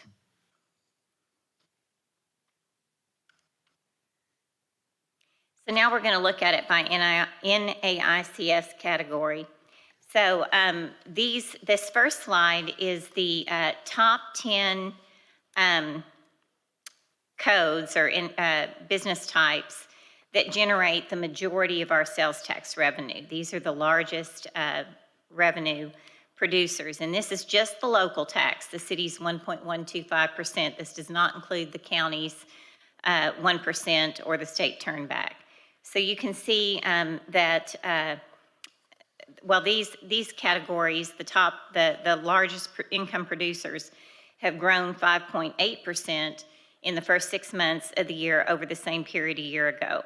You'll see the last two there, the electric power generation, transmission and distribution, and traveler accommodation are two of our highest growth areas in this category. While these top 10 represent 5.8% growth, remember our overall growth just in the local tax through June was 3.75% growth. The top category, the other merchandise sales, that's just because you'll see on the next slide, they have separated other general merchandise attributed to warehouses, clubs, and super centers. In order for a category to be reported, there have to be at least 3 major businesses in that category, so we've hit that threshold now. So on this next slide, you're seeing the 10 categories that had the largest growth percentages, or the largest dollar growth, excuse me. So you can see at the top there that general merchandise stores, including warehouse clubs and super centers, again, that's just because it was pulled out of the category of regular general merchandise. Again, the food services and drinking places, traveler accommodation, automobile, equipment rental, and leasing, those reflect industries that were very heavily impaired or impacted by COVID in the first half of 2021. And so we would expect to see large growth in those categories in the current year. The natural gas distribution, which is about in the middle there, has grown 44.7%. And then just above that, the electric power generation and transmission has grown 41%. And again, that's due to that increase in natural gas cost and the cost recovery riders that were approved by the PSC to recover costs associated with the 2021 winter storm. Next, we'll look at the top 10 decreases by category. So the one that you're tired of hearing me talk about is the iron and steel mills and ferroalloy manufacturing. And so last year, we had revenues of $976,769, and this is, again, just the city piece of it. When you include the county piece, that was even a bigger share. And we've seen 0 in that category year-to-date this year. So we believe that a lot of that was due to the iron and steel that was being delivered for projects such as Costco, the I-30 bridge construction, and a lot of the new building construction in some of the port and other areas that we're not seeing recur this year. Some of the other decreases, again, here you see the other general merchandise decrease. And again, that's just because we separated that other category, split it into 2 to include those super centers, which showed us a high growth on the previous slide. So now we'll talk a little bit about our electric franchise fees. So here, we received a forecast from Entergy when we were developing our 2022 budget. They had anticipated that these revenues would generate $14.9 million in franchise fees, which was an increase of 8.5% from the prior year. You'll see that usage has actually decreased 4.53%.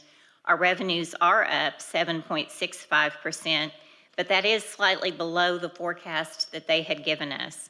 The budget amendment that you all adopted last week includes a decrease for the year of about $96,300 from our original forecast. So just a decrease of less than $100,000 from the original forecast for electric franchise. On the gas franchise fees, The estimate that we received from CenterPoint, now Summit, was growth of about 7.1%, but you can see it's grown 37.43%. Now, the highest revenue generation period for gas franchise fees is obviously in the first few months of the winter and then the last few months of the year. The budget amendment that we recently adopted included an increase of almost $800,000 in our gas franchise fee forecast. Through June, we're at about a little over $790,000 above the budget for the same period a year ago. And again, that's due to that cost recovery and the higher natural gas prices. So now we're moving on to our expenditures. Through the end of June, you would expect to have expended approximately 50% of your adopted budget. We had expended 47.52% compared to 48.24% the same period a year ago. When you look at the red line, which represents 2021, and the blue line that represents 2022, you can see that while the numbers in the budget vary, the percentage expended almost exactly overlaps. So on the next slide, we look at the dollars. Our adopted expenditure budget was, and this excludes transfers out, was $211,396,000 for the year. 50% of that would be $105,698,326. We had expended $100,458,263 compared to $97,370,741 the same period a year ago. So our expenditures are approximately $5.2 million below budget and about $3.1 million above the same period a year ago. We'll look at the categories on the next slide. So the operating expenditures again in total, and on these next two slides, are $5,240,000 below budget, or 4.96 below half of the annual budget at the end of the second quarter. There are 3 departments that meet the variance explanation thresholds. That includes executive administration, the traffic division, district court, and the zoo. So I'll go through those and then highlight a couple of others of interest. So executive administration had a favorable variance of 1.5, almost 1.6 million, and that's primarily due to the timing of budgeted expenditures. The allocation for vacation and sick leave payouts for employees is initially budgeted in executive administration, and then as employees separate from the city, that allocation is reclassified to the department of the employee that leaves, because that's where their payroll then posts. Similar to vacancy savings, but it's for it's adding to the department budgets for those estimated vacation and sick payouts. So $403,000 of that positive variance is due to funding that remains for vacation and sick payouts that had not been expended as of that period. In addition, there are certain payments that are made annually that are actuarially determined. So our annual other post-employment benefit contribution and some of those other annual pension contributions for a closed non-uniform plan are temporarily creating a $951,000 favorable variance. There is also a temporary favorable variance in our outside agency contributions of $95,000. All other executive administration expenditures are below budget by about $137,000 as of the end of June. So in our traffic court, the traffic court expenditures are $78,000 below budget through June. As a percentage of their annual budget, that met the threshold of being in excess of 5% and/or $50,000 in savings. And that's primarily due to 2 things. One is a vacant position that is generating a favorable personnel cost variance of about $35,000. The other is the timing of the payment to Pulaski County for the public defender. There's an amount we contribute annually, and that is creating a temporary favorable variance of $40,692. All other expenditures were just $2,400 below budget. The next one that I'll talk about is on the next slide, and that's with respect to the zoo. The zoo expenditures are $397,000 above budget through June. The timing of part-time and overtime expenditures is contributing about $130,000 to the unfavorable variance. And then supplies and materials are creating about $45,000. And then there's some outstanding purchase orders that are adding another $257,000. And those are for items such as gift shop merchandise, supplies, animal feed, and concessions. However, while the expenditures exceed budget through June, the revenues through June for the zoo also exceed budget by more than $456,000. So part of that is just the timing of the activity. Then I'll move down and talk about our principal payments on short-term financing debt. These are tied to our short-term financing notes. They're due annually on the anniversary of issuance, and it just so happens that the 3 outstanding short-term notes that we have all have anniversaries in August. So you'll see 100% of that budget utilized in August. Fire and police are always of interest.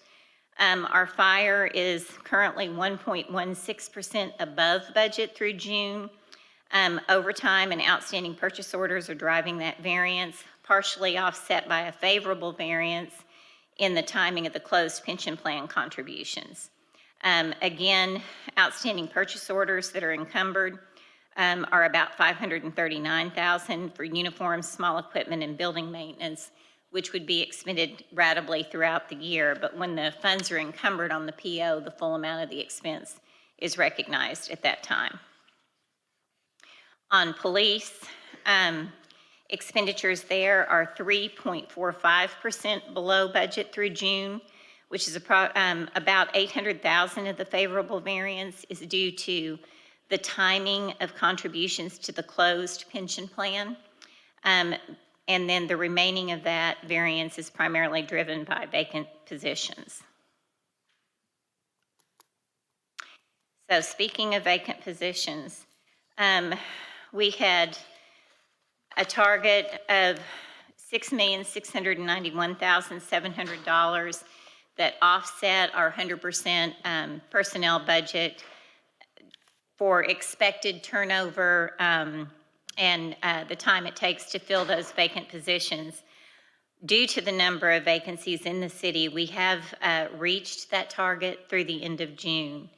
There were 203 budgeted positions that were unfilled as of the last pay period in June. And then again, I mentioned we accrue for vacation and sick payouts for separating employees each year. We had estimated in our 2022 adopted budget that that would be about $1,750,000. Through the end of June, we had made payouts of $972,000. So we're really just slightly above 50% of that estimate through the end of June. So included in that 203 vacant positions in the general fund, at that time we had 74 vacant uniform positions. 67 of those were police officers, 5 sergeants, 1 major, and the chief. The most recent query I ran for our budget discussions was September 16th, and that also showed 74 uniform vacancies at that point in time. In addition to those, there are 93 unfilled positions in the street and our enterprise funds, which include waste disposal, vehicle storage, and fleet services. So there were 296 authorized but unfilled positions in all of our budgeted funds. The next slide shows kind of the trend in those vacancies over the last 12 months. So it peaked in the February timeframe. We had some police and fire recruit classes that brought it back down. It's edged back up, and then we just, June 6th, started another fire recruit class. And I've already briefed you on the vacant uniform positions. So that concludes the second quarter financial report. You received the monthly report, I think last week, before our budget meeting presentations, but this was the first available meeting to present this to you since that time. Are there any questions? Director Webb? Thank you, Mr. Mayor, and thank you, Director Linehan. I just have one question. Sure. When we had our budget meeting, which was very productive, so thank you and everybody, there were a couple of areas that we didn't hear from that day, and I would like to know if we have that on the calendar, and if so, when, and if not, when are we going to get it on the calendar? We are working to get that set up. We don't have it set up just yet. There have been a lot of items on the agenda, but we are working to get that set up. Do you have any expectation of when that might be? As soon as possible. Thank you. As very soon as possible. We just want to make sure you're aware of that. Director Campiris? Sarah, thank you. And don't take this as a criticism, because I know the numbers come in late, but it is a little bit funny that we spent 10 days ago, spent a day looking at the budget for 2023, and we're looking at numbers going to June of this year, and we've already made a budget adjustment of $8 million. And I think we need to really think what we're doing, because we've now spent an hour of your time, killed a lot of trees to do this, and I'm not sure what this tells me about the financial stability of our city. I mean, we made a budget adjustment saying we had all this money. We now said, well, we're right on schedule where we should be. And the last thing I will say again is that we go through this and you're able to talk for 30 minutes without taking a breath, and I commend you for that. But if I could get this in paper the day or two before, I can't think what I'm supposed to be seeing, because we go from one thing to the other so quickly that I don't have the opportunity in my old feeble mind to ask appropriate questions. So this is just the fact of life, but we have to figure out some way, in my opinion, where we're not spending your time and your department's time giving us information for June and July, and at the same time making a budget adjustment for this year already, and then planning the next year's budget all in a 10-day period of time. And I'll leave it to you and the mayor how to figure that out. But it's just, this to me is not helpful to tell me where we are right now and how to make an appropriate decision when the mayor brings back the budget in a month. I do want to remind you, though, that a big portion of that budget amendment that was adopted last week was with respect to carryover of net income from the 2021 budget that we told you we would bring back to you once the audit was complete. And I understand that, but if you're in the public and you happen to be watching this, we're talking about half a year, so we're in the second quarter of this year today. We're in the last quarter of the year right now and getting ready for the budget for 2023. We've made a budget adjustment, and it confuses me, and I'm thinking about what somebody in the public is thinking about. And I'm just saying, let's try to think about a different way of not wasting your time and my time doing this. And I really think that if you give me this information a week beforehand, I can make a much more intelligent discussion and listen a lot better than going through this.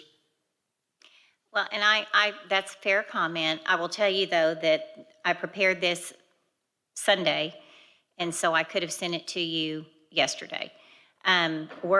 We are working as hard and as fast as we can. And again, I'm not complaining. I do want you to understand, too. I mean, I'm just saying that we need to think about why we're spending your energy doing something if it's not really, I mean, what we're doing is making Larry Lichty happy that we're putting out a budget.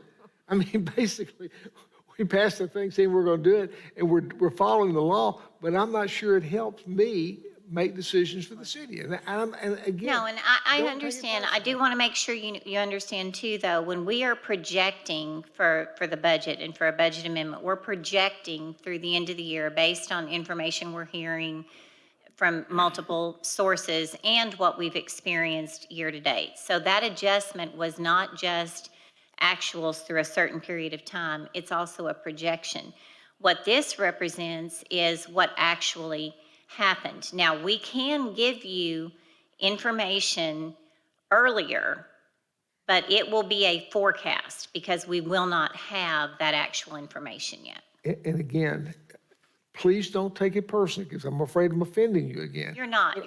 But all I'm saying is, if you're really looking at how I'm supposed to make an intelligent decision, we've now complied with the law that we made 20 years ago, right, Joan?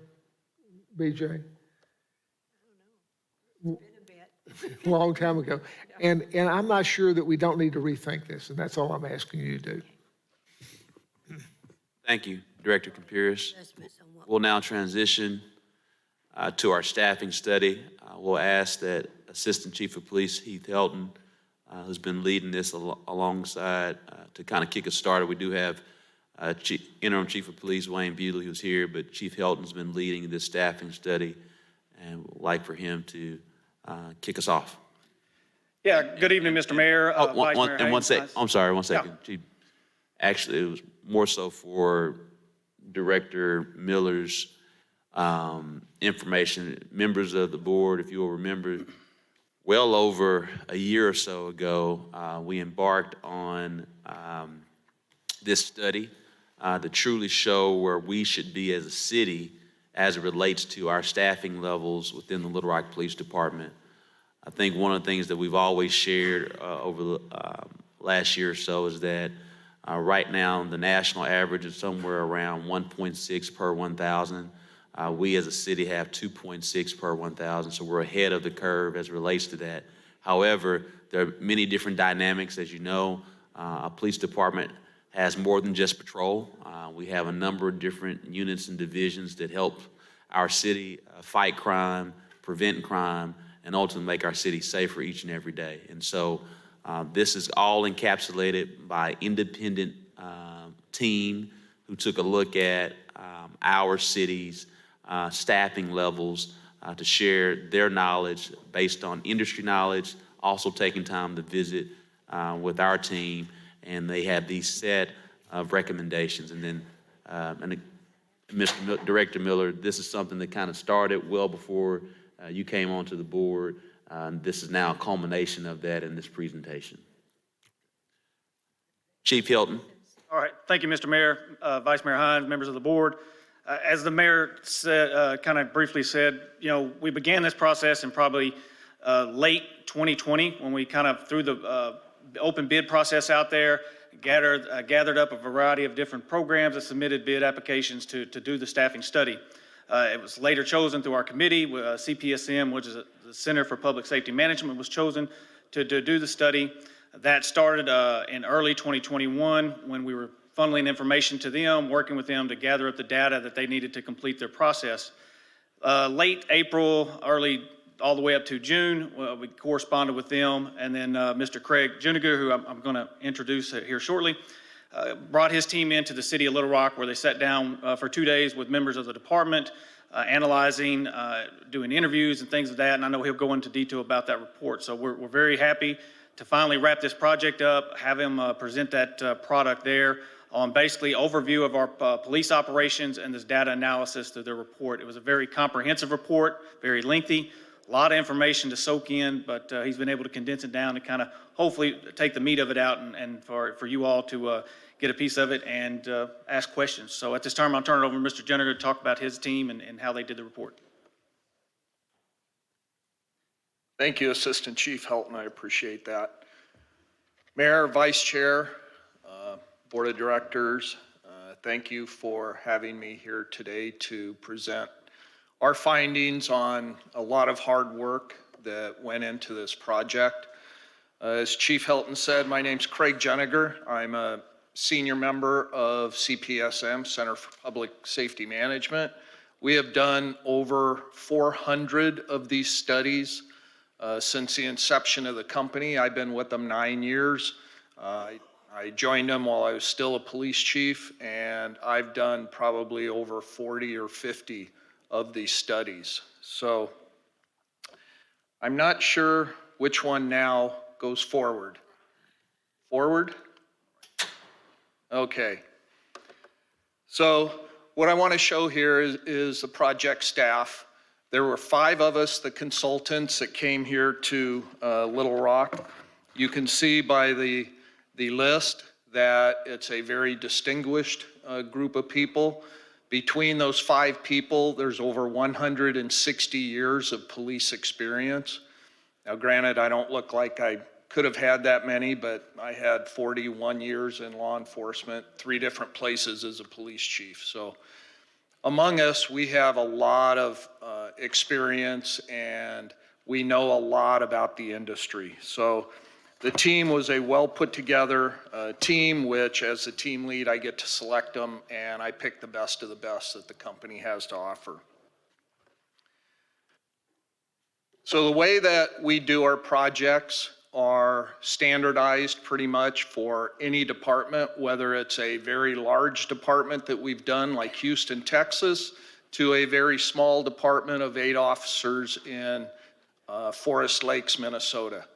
It's the same standardized approach, which is we start with the data analysis, and that means that our quantitative team starts looking into the CAD system and the computer-aided dispatch system of the police department and gets calls for service, what kinds, how much time spent, how many units responded, and all of that. The basis of the report starts and ends with the data. And the data is what drives our interpretation for the recommendations. Now, what we looked at in Little Rock was the year 2019. Obviously, we're now in 2022, but we all kind of know what happened in 20 and 21, the pandemic. The pandemic seriously changed the way police operations were conducted. A lot of cities quit responding to anything other than emergency calls. Some quit completely community engagement just because of COVID. So when we had conversations at the start of the project, it was decided upon by the staff of the PD and our company that 2019 was probably the best year that would be representative of the work that's done by the police department. So they accumulate all that data from the CAD system. That's put into a data report, which is at the very end of the report that we provided.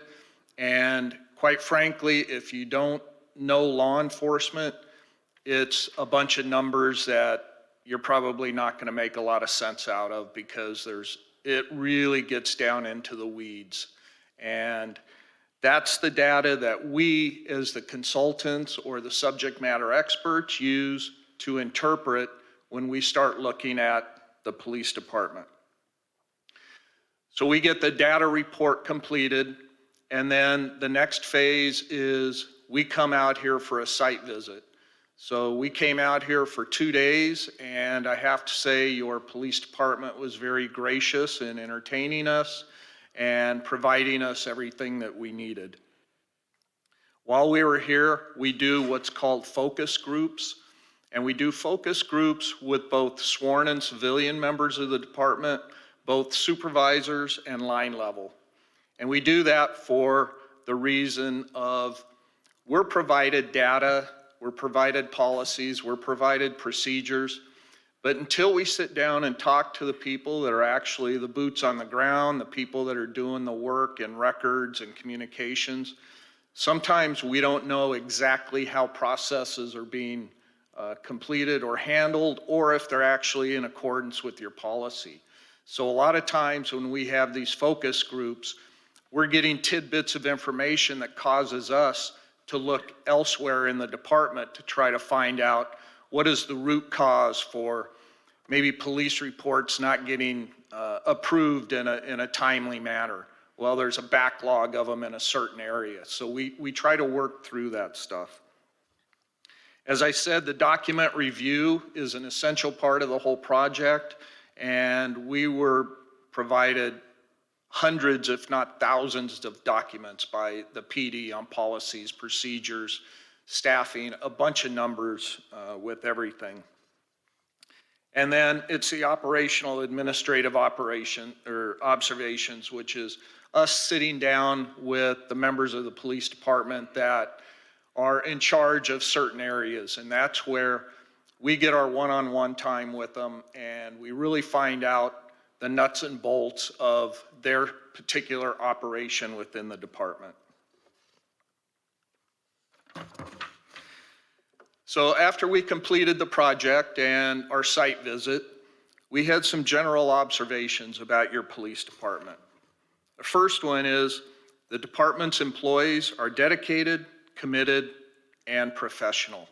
I think you can be proud of your Little Rock Police Department. Everyone we came into contact with was all three of those, and we were very impressed with the employees that you have working for the police department. The next observation, and it shouldn't be a surprise based upon some of the numbers that were presented in the prior presentation about staffing within the city, that Little Rock PD, like most police departments across the nation, was struggling at the time that we did the site visit, and they're still struggling with trying to fill vacant police officer positions. The employees that we interviewed during the site visit, we found that they were starting to feel the effects of being understaffed. And what that means is that becomes apparent in employees' health, their family relationships, their work product, how they conduct business. It's just when you're under constant stress. Now, primarily I'm speaking of the patrol division, but it also feeds into investigations and all the other departments that are understaffed. They're overworked, trying to do the best they can with what they have. And that's where it becomes very evident in the health and well-being of the members of the department. We found that the communication among the command staff appeared to be very strained. You'd have members of the command staff turning their backs to others and not even talking to them. I think that's probably much better now, it appears. Speaking with Chief Bewley this morning and Assistant Chief Helton, I think that's improved. But that was probably one of the weirdest intro meetings we had that first morning with that command staff. During our focus groups, we learned that there wasn't much up and down communication within the department, that the people at the line level didn't know much about what was going on at the top, and people at the top didn't know what was going on down at the bottom. There wasn't a lot of vertical communication within the organization. We found that within the organization, there's a lot of opportunities to replace sworn police officer positions with civilians. Now, a lot of times that's not popular with the police officers, but that's becoming more and more a trend across the United States because civilian employees are usually paid a little bit less than sworn employees. But a lot of times they're just as committed, just as professional, and do just as great a job. But there's a lot of opportunities within the department to civilianize a lot of the positions. One of the things that I'll talk about several times in the report is that the officers out on patrol, and I mean, we're talking the officers in the black and whites, blue and whites, I can't remember what the colors of your cars are right now, but they're the ones that I'm referencing in when I talk about them being in a reactionary mode. A reactionary mode simply means that they're just responding to calls for service, that their proactive enforcement, their citizen engagement, there's no time for them right now. So those are kind of some of the general observations. The report, I need to emphasize that, and that's why I highlighted in red in this next slide, that this report is not a fix-all. There's 201 pages of a report here with over 120 recommendations, but it's not going to fix everything in the police department. But what it does, it creates a roadmap for the department to move forward to make it more effective and more efficient. Some of the recommendations range from simple operational things to procedural or long-term human resource and capital investments, meaning that some things can get done pretty quickly, other things are going to take time, some things are going to take resources, and some are going to take money. So the recommendations, that's what drives whether those three things, whether the recommendations can be completed. Some of the recommendations are general in nature that need more research and deliberation by the police department. And this one's an important one. So the recommendation, there's three things that drive the recommendation. One, do you have the people to create new units, to put them in high enforcement areas, whatever that issue is? Number one, do you have the personnel? Two is, do you have the financial means to buy new software for a system, to buy cameras, to buy whatever it is? It's money driven. And the third one, which is that bullet point, some recommendations may work in one community or one department, but not in a different community or a different department. And that's what I call the will of the mayor, in this case, the board of directors, the police chief, and the community. Will your community allow changes to be made with the way they are serviced by the police department? Real quick one, I did a city in Arizona, a very affluent city outside of Phoenix, and they're a snowbird community where 50% of the year, half of the people don't live in the community, but yet they're in multi-million-dollar homes with art treasures and things in them. We recommended that the department not respond to false alarm calls anymore because it was almost 94% of their calls for service. And I was flat told by the police chief and the mayor, we're not going to do that. These people expect us to respond to their houses. So that's what I mean. It has to be the will of the leadership, the police department, and the community. What are they going to allow to the service that's provided to them? All of our recommendations are based on data, legal considerations, best practices, and again, that over 160 years of police experience. So moving forward through some of the recommendations, like I said, there's over 120 in this report. I'm obviously not going to go through them all, but I wanted to highlight some of the areas that I believe are more important regarding some staffing, high liability areas in the department that I'll review some of that. So as far as administrative, the department should move forward with the completion of their strategic plan or updating their strategic plan, and it should be in conjunction with the recommendations from our report. With the two of them working together, I think it's a good future roadmap for the police department on how they provide service and do it efficiently and effectively. There's the accreditation unit, which I always give high praise to a department that has CALEA accreditation, which CALEA is, I think it's the Commission of Law Enforcement Accreditation. And what it does is it professionalizes our profession. It holds departments to a high standard. You have to meet those standards in order to get the accreditation, and Little Rock has that. But currently, their people that handle the accreditation are sworn police officers. This is actually the first study that I'm aware of that we've done that they have sworn people doing the accreditation. It's usually civilians. So this is an opportunity that civilians can be put in those positions and those officers moved elsewhere within the organization. And then obviously improve the communications from top to bottom, bottom to top. The next one is recruitment, hiring, and retention. And, you know, I talked about it briefly. It's the number one issue facing law enforcement today.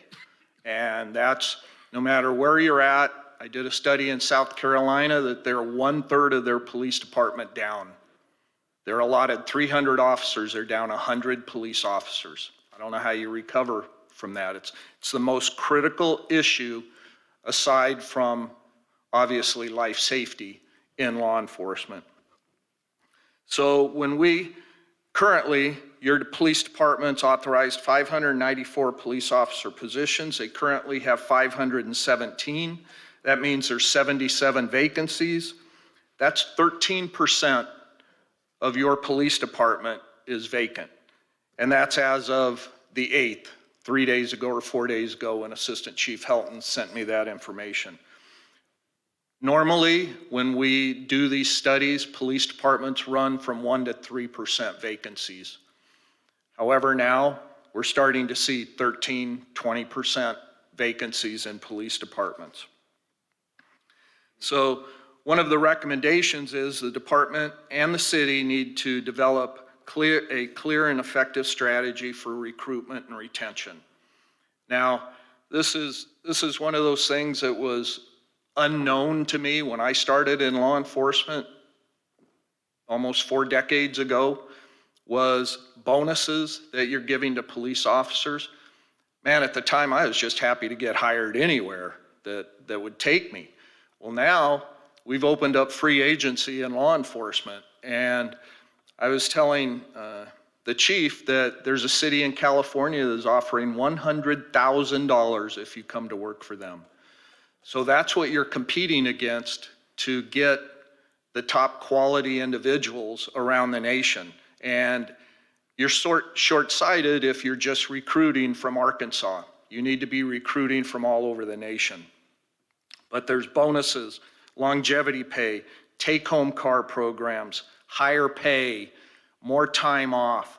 There's all kinds of these things working out there that this new, we're actually post-millennial now. I think it's the iGen generation or something. That's what they're looking for. They're looking for top pay, time off, best benefits. And if you can't provide it, they're gonna go, I don't know, maybe across the river and find it. So one of the recommendations also is to outsource the background investigations to civilian personnel. The background is probably one of the most critical parts of the hiring process because that's when you really find out what the candidate is or isn't. So you have to do full backgrounds, and the state of Arkansas regulates, you know, what's supposed to be in that background. But they can be done by civilians. There's a lot of retired police officers that are willing to do background investigations, and they have the knowledge and experience in what the city of Little Rock is looking for. But most importantly, they need to perform a more accurate assessment of hiring needs in the future. And it can come on you real quick. I mean, one day you're thinking, man, I'm only gonna have 5 openings over the next few months, and all of a sudden 10 resignations come in one day. Kind of shoots everything. I mean, so there has to be some kind of methodology where you're looking at an accurate assessment of how many positions you're gonna lose. So now we'll get a little bit to patrol staffing, which I highlighted in red. Patrol is the backbone of American policing.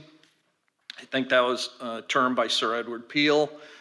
But patrol is basically the most essential part. Now you're gonna get, you know, I'll have investigators and stuff saying, no, that's not true, but patrol truly is the most essential and important part of a police department because they're the ones responding to the life and death situations out on the street. So when I refer to patrol staffing, that's those people in those marked police cars. So what we look at is what activities do the officers perform and what should they perform? How many officers are necessary to perform those duties that the department or the community wants them to perform? And how should they be deployed or how shouldn't they be deployed? Meaning what kind of schedules, what time frames, when should they be working, when shouldn't they be working? So that's all things that we take into consideration with this report. Now, when we look at staffing, we look at the rule of 60. There's two parts of the rule of 60. And I highlighted at the top of this that it's been a myth forever in police work that it's the number of officers per 1,000 that's the best way to determine staffing. You know what? 50, 60, 70 years ago, that's all they had. Now we have brilliant people. Dr. Jim McCabe, that was on this project, came up with the rule of 60 of how to better determine what's the appropriate staffing for law enforcement. So part one is the ratio of patrol. 60% of the sworn officers should be assigned to patrol. 40%, the other 40% of the department should be investigation, specialty assignments, internal affairs, those kind of things. At the time of the report, 49.2% of sworn officers were assigned to patrol in Little Rock. Currently, 43.9%. So the number's going down. One of the things I have to emphasize again is this data that we looked at was from 2019. So we're now 2 years past that. So you figure what happened in 2019, 49.2. Now, 2 years later, we're at 43.9. You can almost figure that 2 years from now, it'll be down in the 30s. I mean, just the way things are looking, way it's trending. So the second part of that is the saturation index, that we believe on the rule of 60 that 60% of a police officer's time should be responding to calls. The other 40% of time is discretionary time. Now, we made a point in the report, and we do all the time, is discretionary time is not the officers taking breaks and sitting at Starbucks having coffee and things like that. Yes, that's a part of police work. It happens, but it's also time that they should be out doing proactive enforcement and now, today, citizen engagement. That's what they ought to be doing with that other 40% of the time. The next slide is the workload percentage by hour. Now, this is summer for the weekends. And Dr. McCabe actually did, he was an assistant chief at NYPD, brilliant man. He put in the report that he has done probably over 60 or 70 of these, and he said this is one of the highest patrol workloads that he's seen doing these assessments. So you can see the green line in the graph or the table. That means the total work that police officers are doing. So traditionally, police departments, they're slow from 2 in the morning to 6, 7 in the morning. Then it starts picking up when people are starting to go to work. They're waking up in the mornings. They're finding out their car was burglarized, whatever those things are. And then the work gradually increases during the day to where during the evening, usually between 5 and midnight, 5 and 1 in the morning, depending upon what your city is. And I know you have a downtown area. That's going to go till 1 or 2 o'clock. The nighttime is traditionally the busiest time of a police department. So you can see in this graph that your officers, you have slow times in the morning, but basically starting at about noon, they're up above or at that 60% threshold that to us, when we look at it, that means that those police officers are running call to call to call to call, which means there is absolutely no time for them to engage a citizen, stop and talk to them, to see a crime being committed. What happens when and I'll give you a little insight into a cop's mind, is when you get into a reactionary mode of you're just waiting to be told on the radio where you're going next because there's 25 calls holding in the queue, your mentality becomes, oh, you know, I should probably do something about that, but you know what, I can't because there's no one available to back me up if that's a bad situation. Or I just can't get tied up because I know another call's coming right over the radio. Cops get, they get into this reactionary mode, and sometimes some never recover from working in a reactionary mode. They just get conditioned to do that.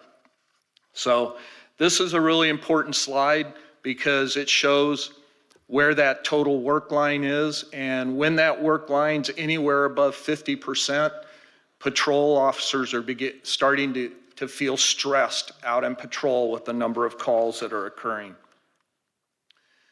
So I wanted to highlight on this slide that in 2019, the police department had 114 community-initiated calls for service. That means somebody called and said, there's a disturbance at my neighbor's house, my car's been broken into, you know, whatever that is. Those are calls coming from the citizens of Little Rock into the police department. Police initiated are those times that police officers have stopped a suspicious vehicle or stopped and talked to somebody on the street or something of that nature, did a property check, you know, of a vacant house or did something like that. So the reason I put this in here was to highlight the difference between the two. I mean, there's a huge gap in between, and that means that, to me, interpreting the data, that police don't have time to do a police-initiated work, that it's all community-initiated driven. They just don't have time to do that proactive enforcement, that community engagement. So again, they're in a reactionary mode.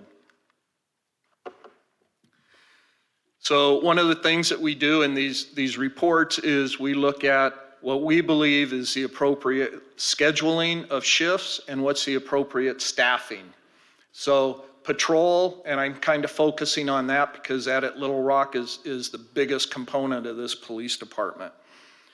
But when you schedule police officers, that scheduling of shifts has to coincide with the work demand. So on that other slide where I talked about you're kind of busy through the early morning hours, starts getting busier to where it kind of climaxes towards the end of the evening being the busiest, that's when you need the most cops working. So when we look at schedules, we base it upon your workload, not what works for the cops saying, oh, I only want to work days, I don't want to be up all night, I don't want to be up till 2 in the morning, whatever it is. I understand that, but we look at what's best for the operational efficiency of the police department. In this report, there were multiple options offered. There was a 10-hour configuration, an 8-hour configuration, and a 12-hour configuration. All of them have their pros and cons. I've worked all 3 of them during my police career, and some I liked better than others, some I didn't, but all of them have their pros and cons. It depends on who you talk to. But all of them can work and do work in a police department. I was telling the chief, in my police department, we had a hybrid of 410, 312, which means part of the week they were working 410s, and then the other part of the week they were working 312s.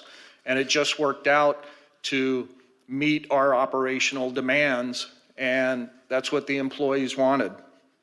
So the recommended option in this report is the 12-hour shift configuration. Now, in the last year, I've done 6 of these, and every police department I've been to across the nation, from South Carolina to South Dakota to Florida, everyone's on 12s now. It's just, that's what they've found to be the most operational efficient. A lot of employees don't like it because if you live a distance from work, You're having travel time to work, travel time from work, the 12 hours at work. You might get held over an hour writing a report. All you're having time to do is go home, grab a bite to eat, sleep, and come back to work. But you get 4 days off every week on a 312. So it gives them time to kind of acclimate and catch their breath. So the recommended 12-hour shift configuration, at the time of the report, the department had 261 officers assigned to patrol. Currently, there's 227. So at the time of the report, to meet the recommended option, the police department would have needed 80 additional police officers in patrol. Today, the department would need 114 additional officers in patrol.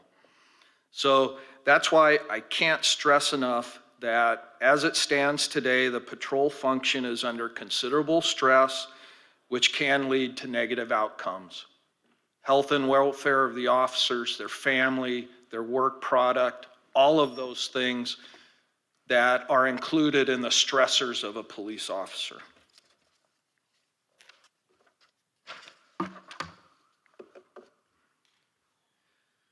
So the next slide kind of shows the workload demand, and the reason I showed this is because it explains in the report, and this is the kind of data we get, it's broken down to this kind of degree, but the reason I showed this because it discusses in the report that Little Rock PD, based upon studies we've done, we kind of set benchmarks. I mean, like I said, we've done 400 or more of these, so we have kind of benchmarks set. That at Little Rock, some of the calls take longer in Little Rock to handle than some other places. For example, maybe 23 minutes for an alarm call, where other places it may be 20 minutes. There's a lot of factors in that. You know, if supervisors aren't on their toes and following officers, at different calls to see if they're just sitting there talking or, what they're doing. So there's a lot goes into that. But also we found that on some calls, Little Rock is sending more cars to calls than what most police departments are, or what our benchmark is. Again, some of that could be supervision. They're not holding their cops accountable to, it only needs 2 cars. You don't need to roll by your buddies or your friends and see what's going on. So that's why I put that slide up there, because it's discussed in the report. So when we look at some recommendations, I highlighted this in red with some asterisks and it's written right in the report that CPSM recommends that immediate steps be taken to manage workload and CFS, calls for service, more efficiently. Our recommendation is that they create a calls for service working group to explore the potential of eliminating workload demands and non-emergency calls for service from the patrol workload. And when we talk about a working group, that's got to have a large breadth of people involved in that, from police department to community leaders to community citizens to the leadership of the city. You all decide, what are you willing to have your police department not respond to? And what are those things that, no, we are not cutting that out. But I highlighted these next 4 things, which amount to 35% of your police department's calls. One is false alarm calls. They account for 15% of all the calls for service in Little Rock. We all know 98% of them, or at least based upon data and experience, 98% of them are all user error. Somebody comes home, they forgot their password. The kid came home and entered it wrong. A neighbor checked the house, all of that stuff. It's all user error.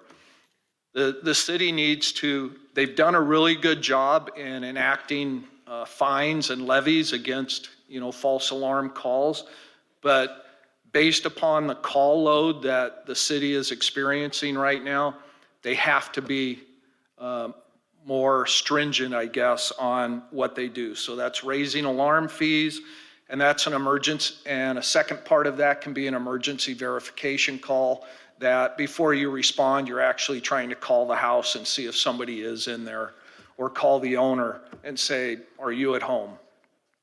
So that's something to kind of mitigate that 15%. The next thing, excuse me, automobile accidents, and I know I'm talking quickly, but we all know that we get to that dinner hour and my stomach's growling, so I try to get through it, but I want to be respectful of your time. But to me, this is really important stuff. I put several months of my life into this. We're here for the night, don't worry. Okay. Oh, lunch. So anyway, the next thing is the automobile accidents, and they account for 10% of all your calls for service. Now, this is one of those that, this is based upon experience, my 10 years as a police chief, that most traffic accidents, unless they involve injuries, they're an insurance issue. There's no reason police officers need to respond to and be there while two citizens exchange information.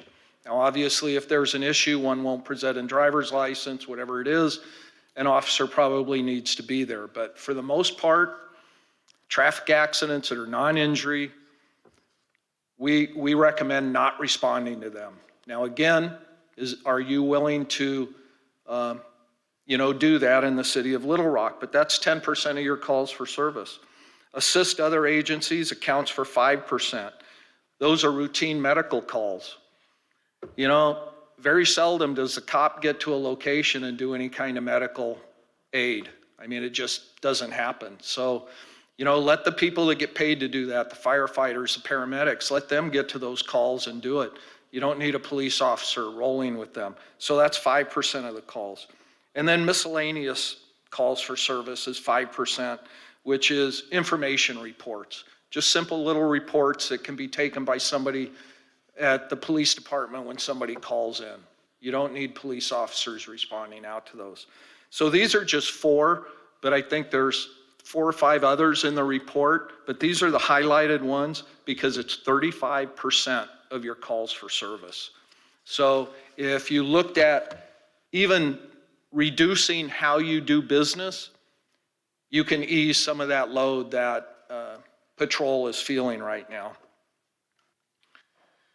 The next slide I want to talk about a little bit is response times, because especially priority 1 response calls, and a priority 1 call is defined as it requires immediate response because there is reason to believe that an immediate threat to life exists. So a priority 1 is a robbery in progress, an assault, a major assault in progress, somebody's kicking in your front door. Those are priority 1 type calls.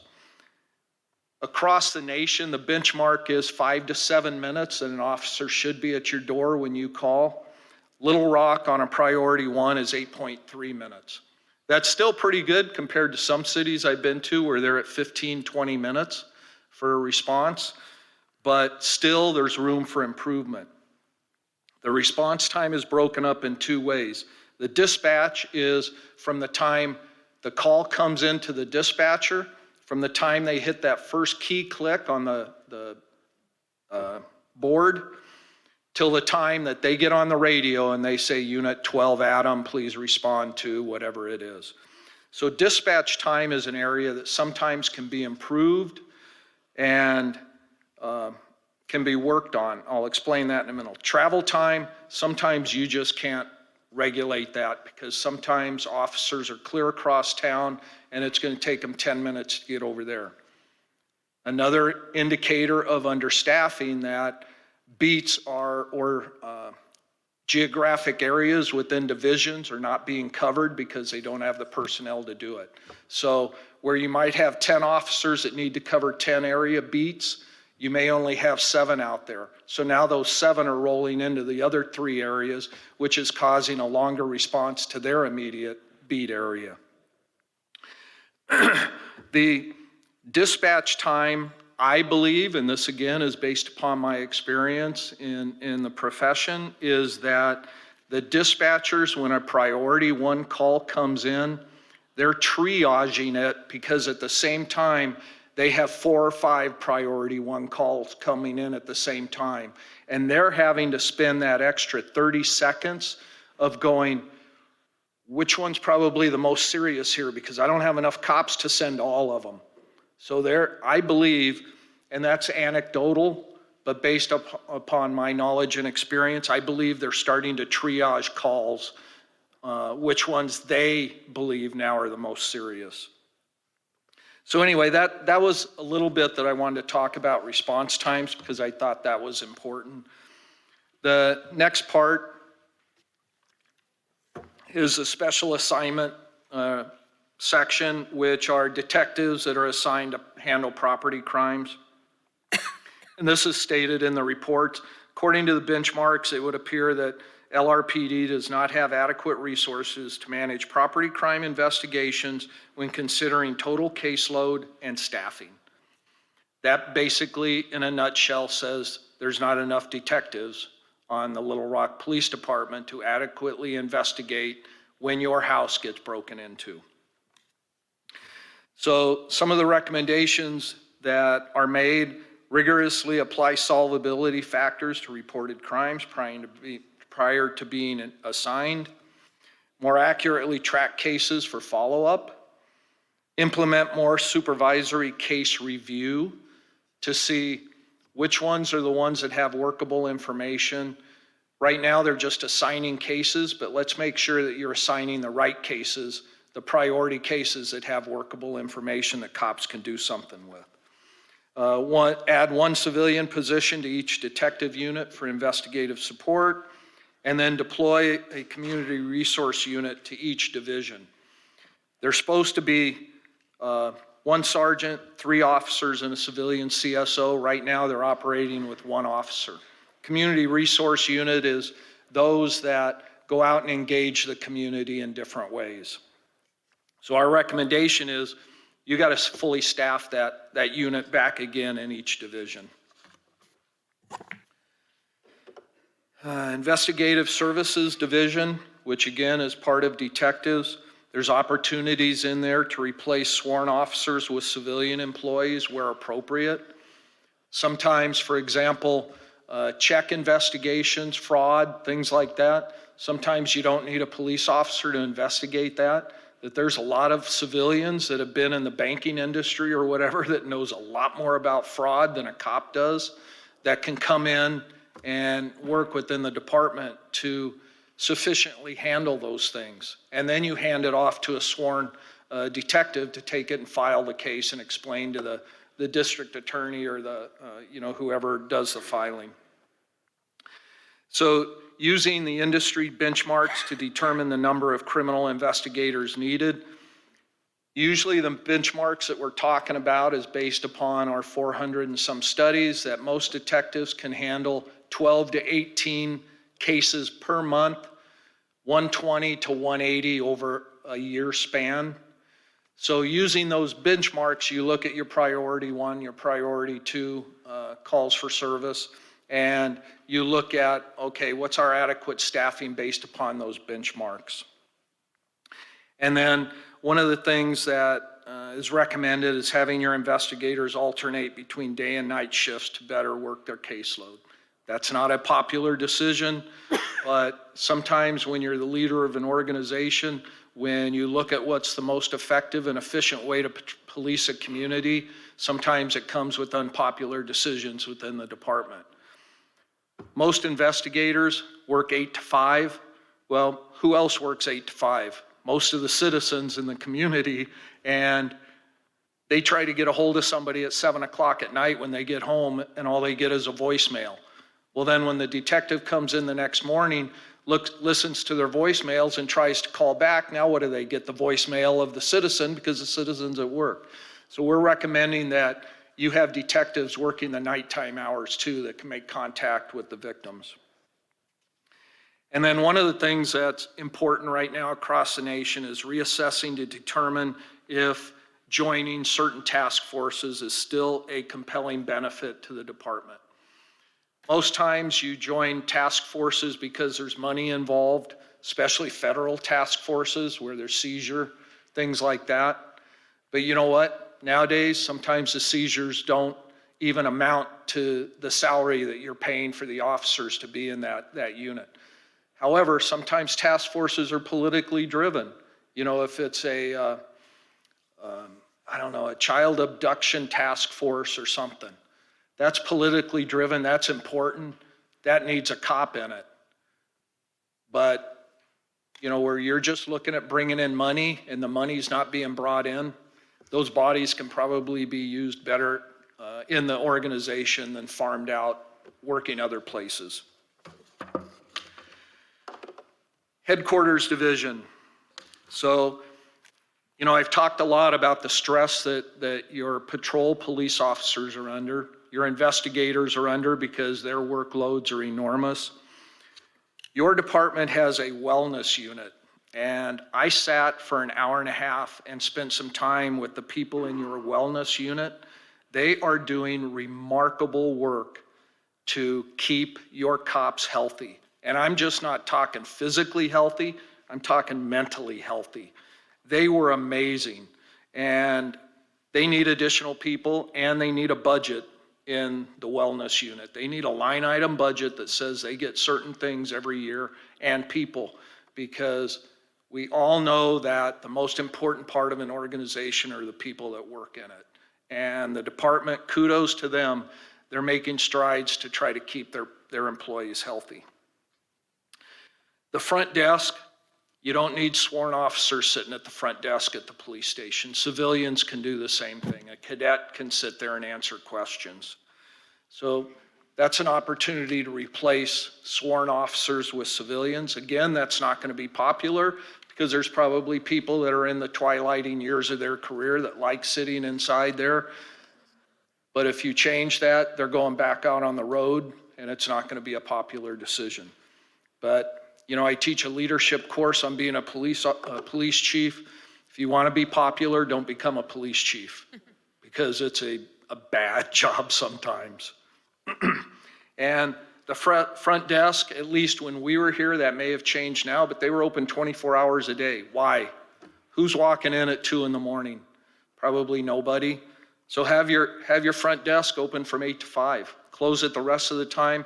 Have a buzzer at the front door that there's somebody in the station that can respond to them, a desk person, records person, whatever it is that can talk to them. Add a civilian to manage the surveillance cameras and the key card access. They currently have sworn officer doing all that. That can be done by a civilian. And this, I was talking to the chief and the assistant chief earlier, and I said, I don't know how much I should emphasize this, but when we do projects, I break up the team depending upon parts of the organization. I had property and evidence for Little Rock, and it's like I said, I've done over 40 of these assessments. I've got to say, Little Rock isn't the worst, it's the next to the worst of any property and evidence place I have visited. There's sewer pipes that are leaking down on the personnel. They've made shift things hanging in the air to stop that. There's mold on the walls. There's no air conditioning, no heat in the wintertime. I hate to use deplorable, but it was deplorable working conditions in your property and evidence area. That needs to be fixed immediately. And we know that's a big cost item because you got to find an area to do it. The way that they have stuff stuffed in there, I don't know if you've ever been in there, but in the report, I took pictures to add in the report. There are things stuffed in every hole imaginable in that place. Well, if you get a new facility, you get rolling shelving that has an organized structure of how you put things in. That load that you have in there can be put in about half the space. It's just organization, and there's ways out there to do it. It costs money. There again, it's the almighty dollar that's going to drive some of these recommendations, but that property and evidence, something's got to be done there. Okay, moving on to professional standards. I thought it was important to talk about professional standards. And professional standards, internal affairs, are those people in the police department that investigate citizen complaints to ensure the integrity of the police department and the employees is where it should be. Now, what I wanted to highlight was some of the things that we found when we did the data analysis, that in 2020, there were 174,906 citizen contacts. Only 110 complaints against officers were filed. That's 0.06% of every contact that this police department had that somebody was unhappy about the way they were treated. And I've got to tell you, based on my experience and tenure, most of those complaints are rudeness complaints with a tone of voice or something that somebody didn't like.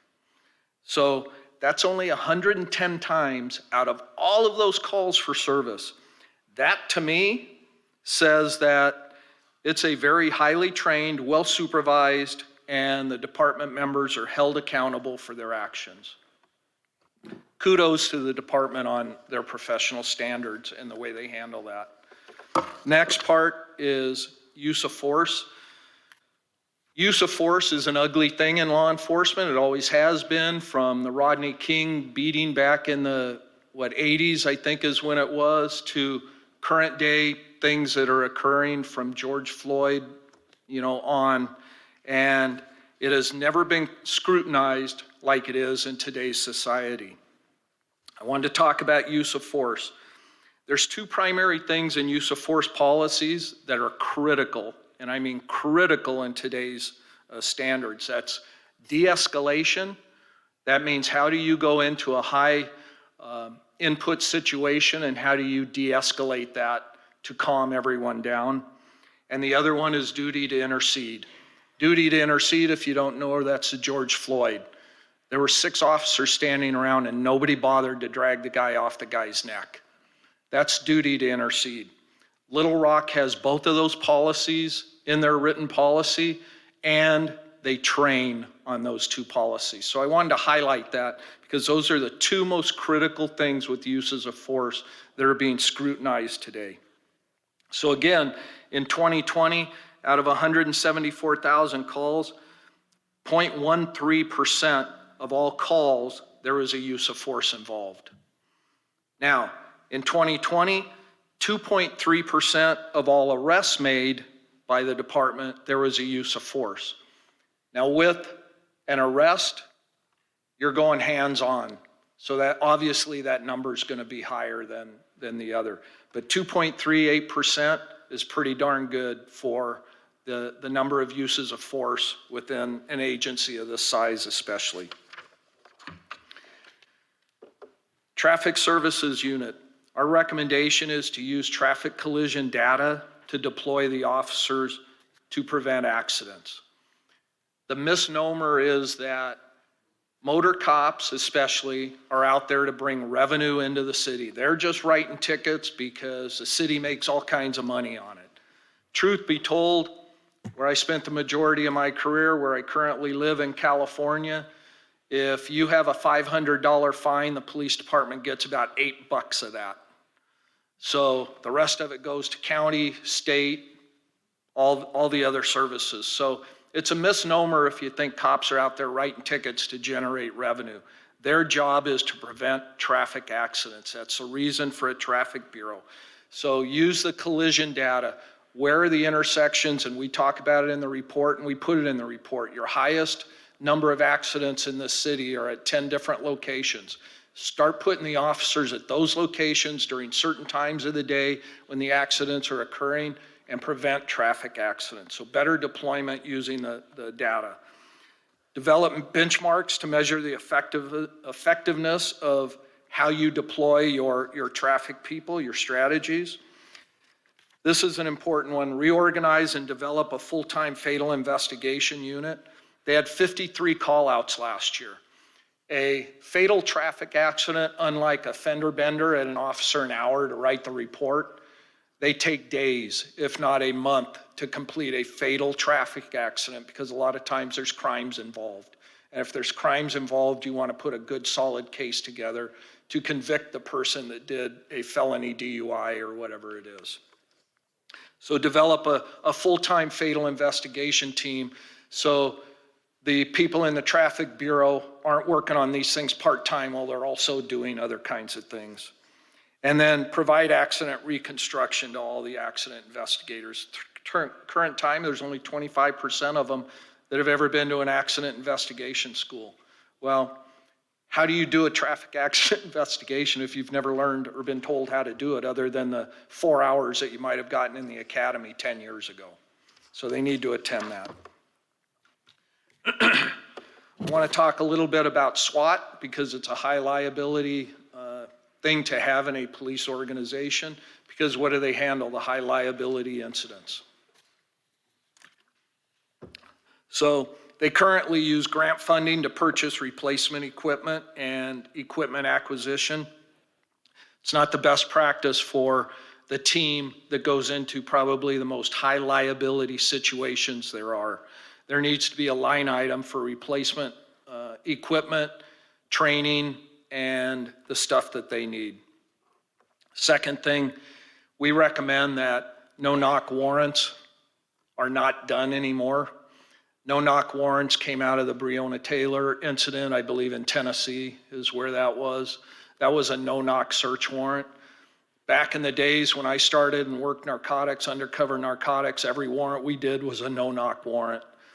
They're a high liability, high danger thing, and they endanger not only the officers going in, but the people inside the house. So our recommendation is to eliminate no-knock warrants being done by the SWAT team. Another thing is to discontinue the policy of rolling down police vehicles to the SWAT team members. So a patrol vehicle may have 150,000 miles on it. When they determine that it can't operate in patrol, they give it to a SWAT team member who still uses it in patrol. And there's some of the cars that had over 200,000 miles. So they need to discontinue that. The thing that I wanted to highlight too is that important is that the team's training meets or exceeds NTOA standards. NTOA is the National Tactical Officers Association. They have guidelines, they have research, and they have recommendations on what is the best training, how to provide it, and how many hours they need. So looking at your SWAT team, we believe, based upon everything we looked at with training, equipment, and everything, they're proficient in all tactical errors, which is important because when a SWAT team goes into a house, there's high liability involved. And I always stress liability because as a police chief, that's how many zeros are on a check that the city's going to have to write to somebody when we make a mistake. So that's important to me. Headquarters division, and I'm almost done here, just a couple more. There should be a dedicated IT technician assigned to the department instead of just being a citywide.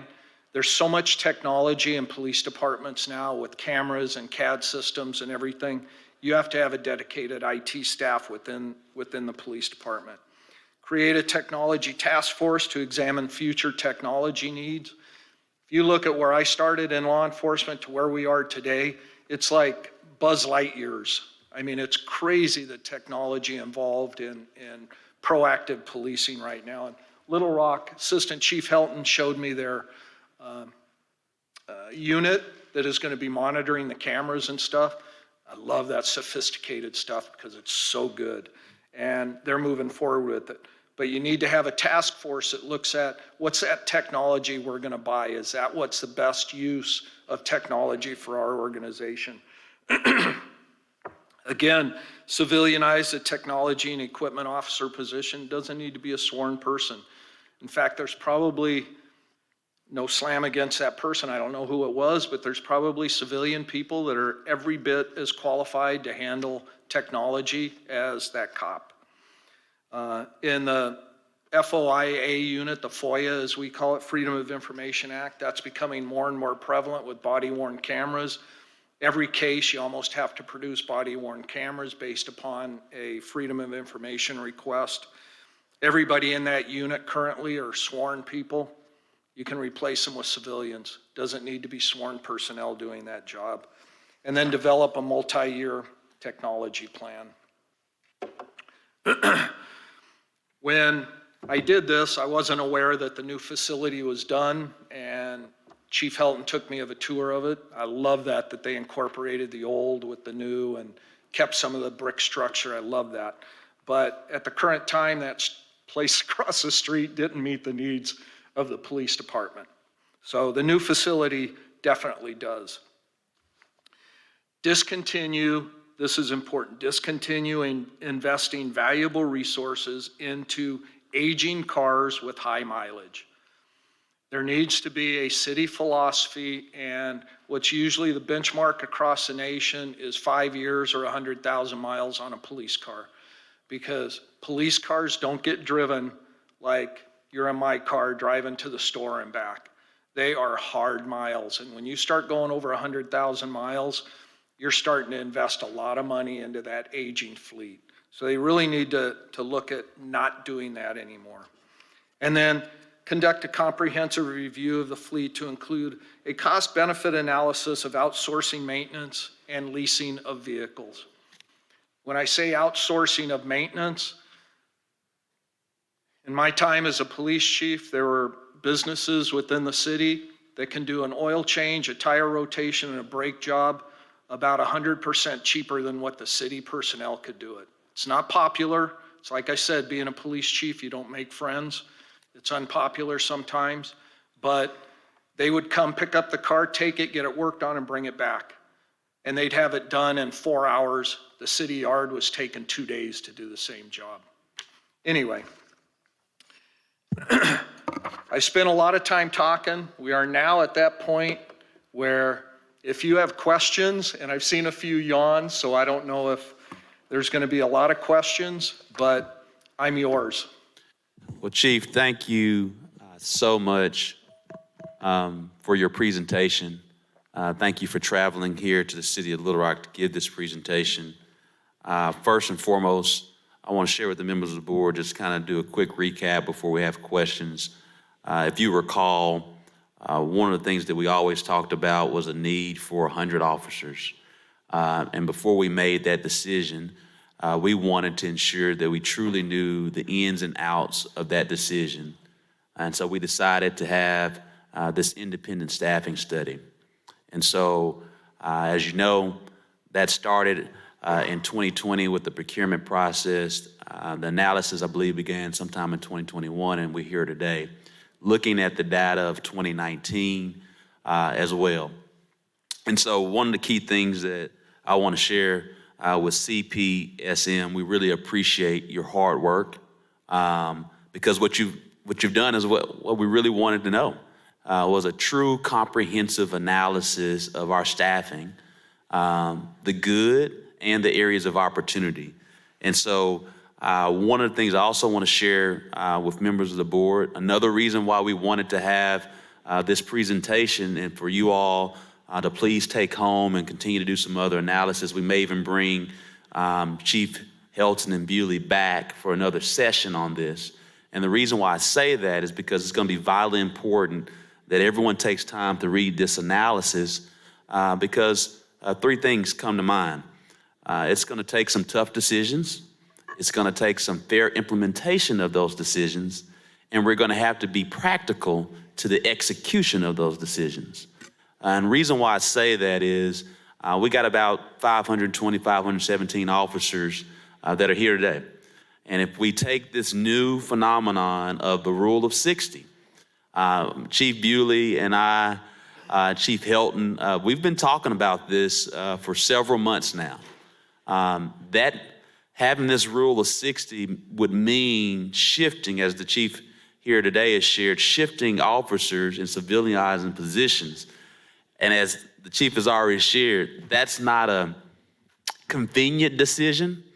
It may not be well received, but based on workload, it may be the best thing for the city, maybe the best thing for the department, but it won't be a popular decision. And so, again, as we talk about tough decisions, fair implementation, clearly with seniority, things of that nature, but being practical, certain things that Chief Bewley and Chief Helton are aware of that what will work and what won't work. But we take this analysis and try to fit that in. Thirdly, not only talking about the rule of 60, I want to applaud the members of the board because one of the good things that, as he shared, we have a new facility. That new facility is up and running. It also includes our new real-time crime center that's being stood up. But even with that new facility, we know, as he shared, and that's not new, that our property room is not where it needs to be. That's not new news to members of the board. And so as we're coming together for the budgeting process, we're gonna have to make some significant decisions on how we fund those different things, whether it's through the budget, whether it's through a significant short-term note. Chief Bewley has a number of different ideas that he's communicated. And again, that's gonna be a decision for the board to take on. Going to, again, tough decisions. The chief shared today, if you paid attention, he gave 3 options for workload and the timing of workload: 12-hour shifts, 10 hours, or 8 hours. The decision may have to be made based off of workload, not necessarily preference. And we know that Chief Bewley, Chief Helton, Chief Miller will work to figure out what's fair within our department, what's practical, and they'll make that best decision. And then finally, just a few different things that we can all be proud of, in addition to the other good things that has been shared today, is that where we've been leading as a city and the state as it relates to the duty to intervene policy that's already been implemented, the de-escalation tactics. We also have a no-knock warrant matrix that was implemented in the summer of 2019 that significantly reduced the usage of no-knock warrants, that we almost don't use them at all anymore. However, the chief has just shared that even though we've significantly reduced the usage of no-knock warrants through the no-knock warrant matrix policy, it may be time just to wipe it out completely as an industry standard.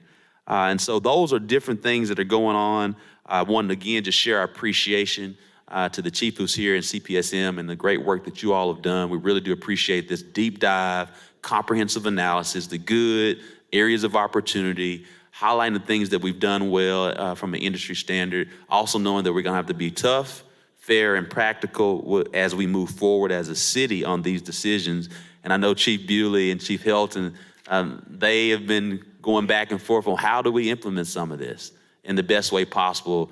And as he said, we don't envy them from a leadership standpoint in some of these decisions that may have to be made.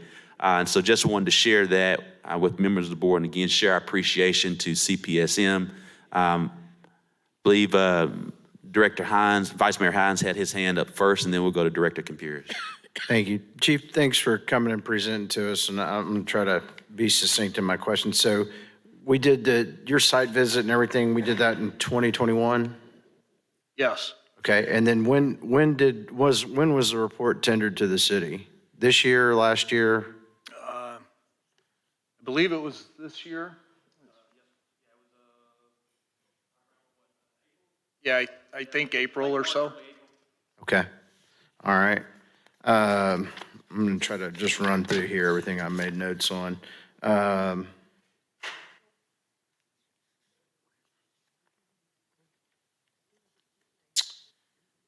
Yeah, in your recommendations, you talked about the report being, it's not a fix-all for the department, but it's a roadmap to making it more efficient and effective.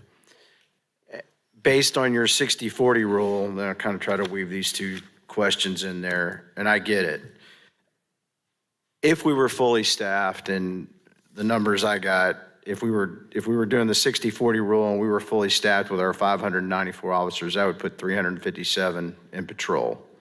Our current assessment shows we should have, by that standard, 311 in patrol, based on who we have active right now with no vacancies. So my question is, are we past the point of being efficient right now due to the fact we just don't have enough headcount? I mean, and also in your report, I'm having a little confusion. I get we want to go 60-40, but you're also telling us we've got deficiencies within our detective areas as well. And I'm assuming that's because we're not fully staffed. So I'll just let you answer that. I'm not going to say that your police department's not efficient. I'm not here every day. I know after spending the amount of time that we did, am I talking to members of your police department that they're doing good work, they're working hard, they're dedicated, and they're committed. Efficiency, I guess, is based upon how you benchmark efficiency.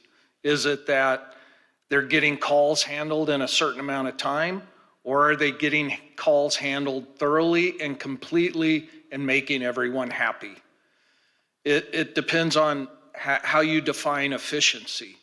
You know, if you're a police chief sometimes and you're dealing in dollars and cents, you want to make sure that the calls are getting handled, that, you know, they're not stacking in the queue, because every time they stack in the queue, that means maybe more overtime at the end of the shift to try to get calls handled. So everyone's going to have a different definition of what they believe is whether their police department's efficient or not. Do I believe your police department is providing good service to the community? Yes. Do I believe that you're burning your cops out? Yes. And I wasn't trying to say that we're efficient. I work in transportation, and, you know, when I came on this board, we were down quite a few officers. We were down city staff because of budget cuts, because of sales tax revenue. And somebody asked me, you know, are you guys efficient? And I said, well, we've cut to the bone, and it's hard for us to even, you can't even look at efficiency if we're just trying to do the day-to-day. We can't get to that. And I guess that's what I'm asking is, it seems to me like we could be a whole lot more efficient if we've got the bodies to be efficient. We're at the burnout point now, and that's what I wasn't trying to say we weren't efficient. I think we do a lot of things probably more efficiently than we're given credit for based on the amount of headcount we don't have. So that's it. What's your opinion of our? I know if you're going forward on your question about civilianizing stuff, you know, we've got our gray shirts program that go out and investigate automobile accidents. Do you think that's a quasi sworn civilian position we've been using? You know, our 18 to 21-year-olds that don't qualify to become sworn officers yet is kind of a feeder program. Is that an efficient use of what we're doing? And should we expand that to, because I think they're only working 8 to 5. And I think maybe I'm sure we get some auto accidents at night that tie up our officers as well. Absolutely it is. Anytime you can replace a sworn officer with a civilian and get the same effectiveness, the same efficiency, then you should do it. And most times, as I said, most traffic accidents are nothing more than an insurance issue. But for some people, that's the most traumatic thing that's ever happened to them when their brand new BMW just got the front end smashed in from somebody that ran a red light. So it's probably one of the most traumatic things that'll happen to that person during their lifetime. Do they want a police officer there? Yes, they just feel better. But you know what? It doesn't need to be a police officer. It can be a cadet in a uniform doing the same thing. It's just that feeling of someone in control other than me. You know what I mean? So that's a great use of people to send to traffic accidents instead of sworn police officers. And that's what I talk about, those efficiencies in the organization that you can use civilians. I mean, it's kind of archaic thinking, and it's no, you know, bad thing about this PD, but they have a lot of sworn people in positions that across the nation, civilians are doing the same thing. It's just, it's kind of the wave right now. And, you know, we're finding everywhere in the studies that we do that civilians are doing the job every bit as good as the sworn person. And I'm a 41-year cop, man, to say that, that's hard. But the civilians are every bit as committed, dedicated, and can do just as good a job as a civilian in certain places in a police organization. Thanks. You know, the other thing, getting into your calls for service detail,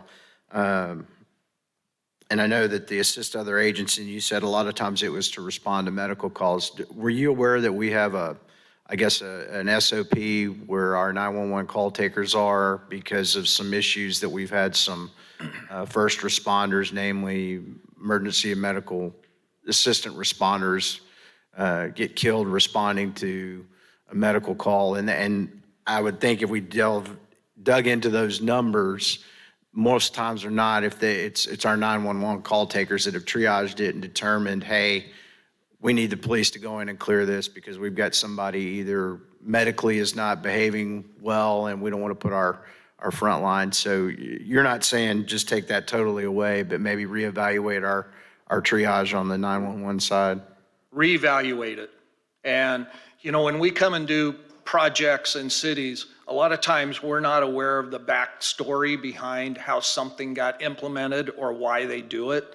Because quite often, some people in the police department, I don't know, we've just been doing that forever. Well, why? But, you know, if there are certain, you know, liability risk reasons, then absolutely. We're just looking at ways to reduce that call for service load. And one of them, you know, when I started early in my career, I started with LAPD. There were certain parts of the city that, you know, when the fire department rolled, police department rolled with them. It was just the way it was done.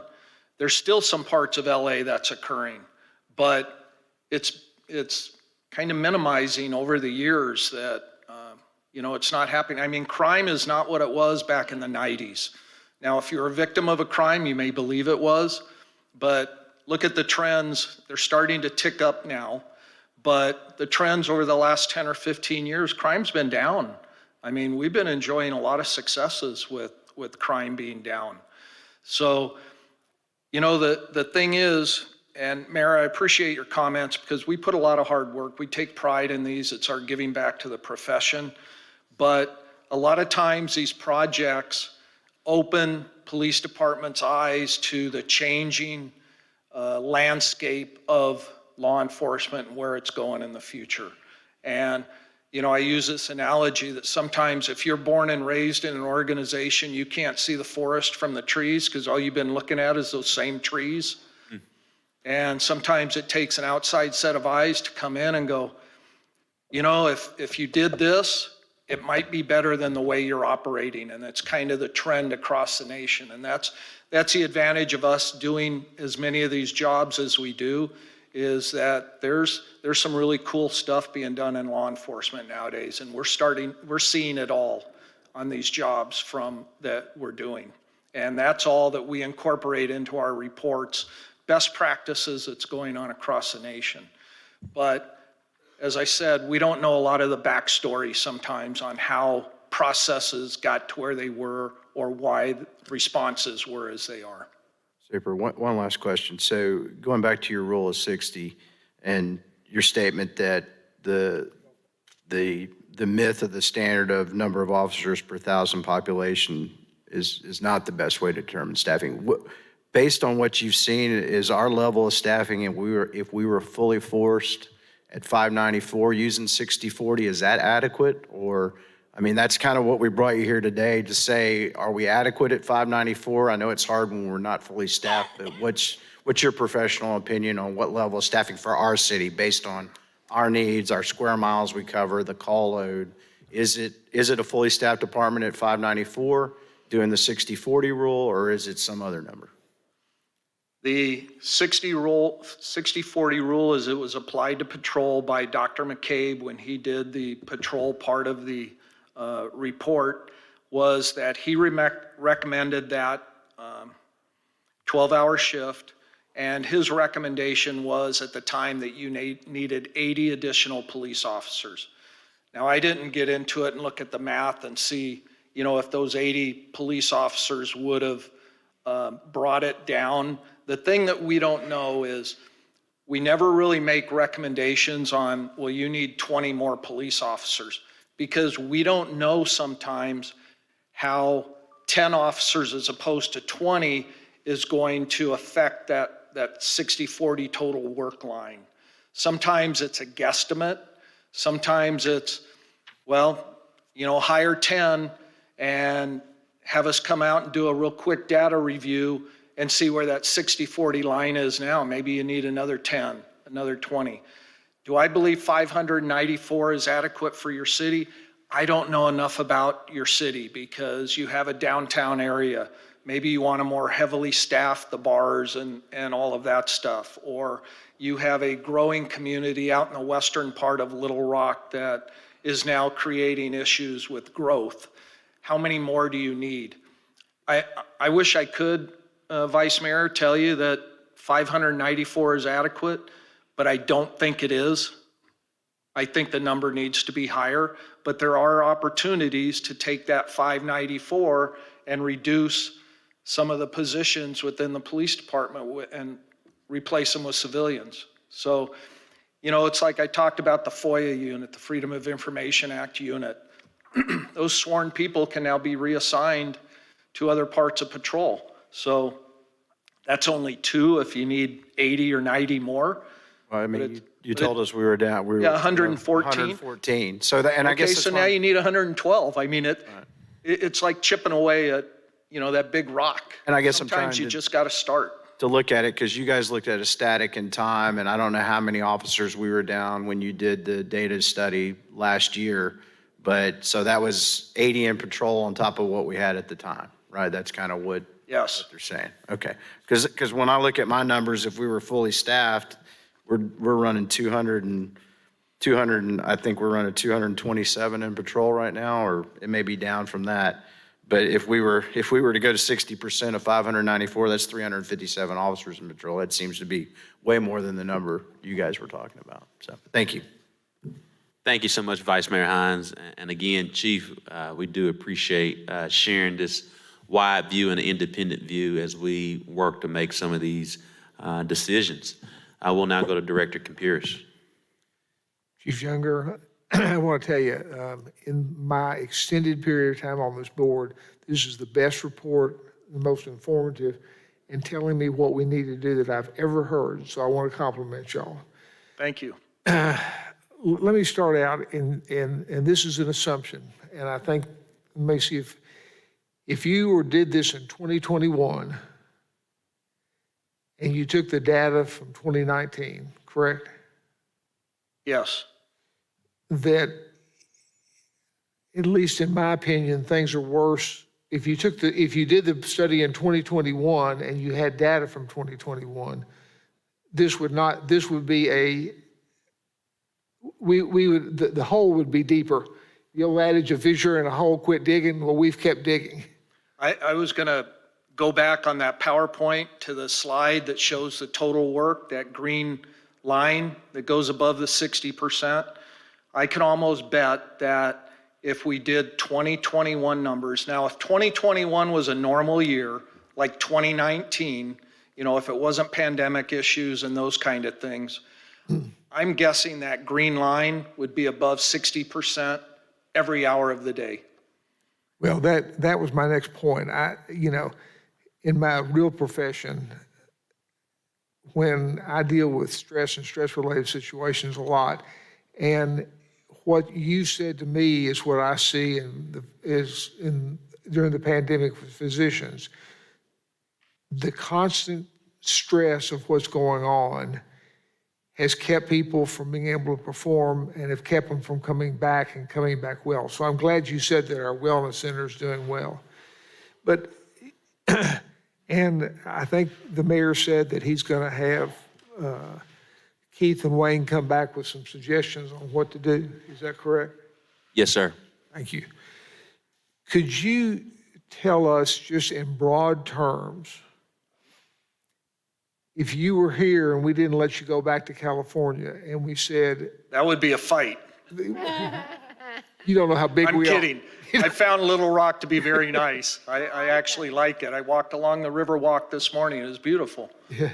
You don't know how tough BJ is. I mean, Of course, January, I may not like Little Rock as much as I like Huntington Beach, California, but if you were to tell us in the other 40 plus places you've been who have gotten to this level of being understaffed, tell us partnerships that you would suggest for us, not investigative, but practical partnerships that would help us in the short term get over this.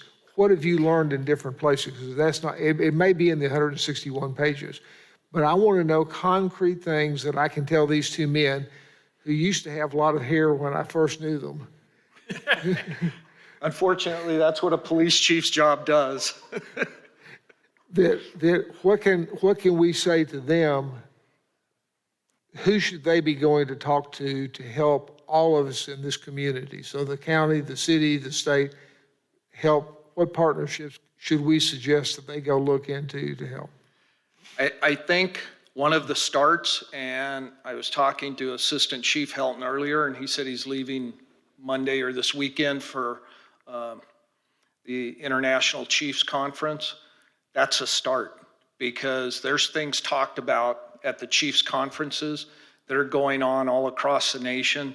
I can't tell you how many of them I went to, and I'd go to a lecture and I'd go, oh, that's good. I got to take that back.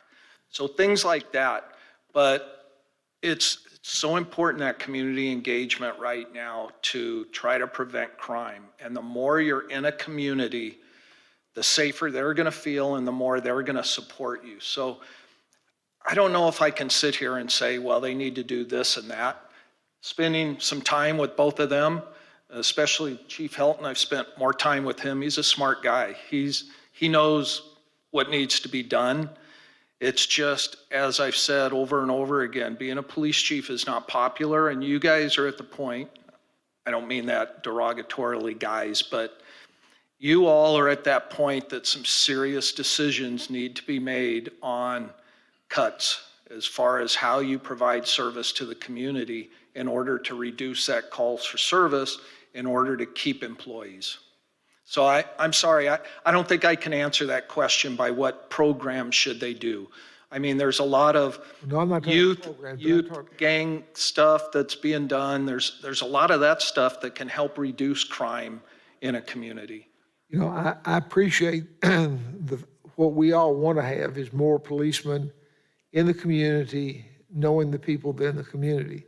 But if you're going from call to call to call, that's zero chance of that occurring. And actually, it exacerbates the problem because the people that are seeing you do that think you don't care about them. Absolutely. So, and this is more to my fellow board members. You know, we just a week ago passed a budget surplus where we spent we allocated money. And this will not be popular, and I know that some of it's already been allocated for buying some property for economic advancement, but I wonder if we ought not bring that money back and look at it again and take what Keith and Wayne may say to us we can do. Money won't buy bodies and won't buy manpower, but there may be some things that we can start doing with that money that we at least in my opinion, we need to rethink that allocation of the money. And I would make that suggestion to you, Mayor, that we consider doing that. Thank you. You know, sir, one of the things that money will do is buy technology. Technology will reduce personnel power. I don't say manpower anymore, but it reduces that. Their real-time crime center, once that's up and running, you can operate that with civilians. If you can see something occurring before it occurs, technology can cut down a lot of personnel hours by using technology. So that's one thing right there that money can buy is technology. Well, thank you. I appreciate you being here. Director Wyrick, Thank you, Mayor. then Director Wright, then Director Miller. Thank you so much for being here.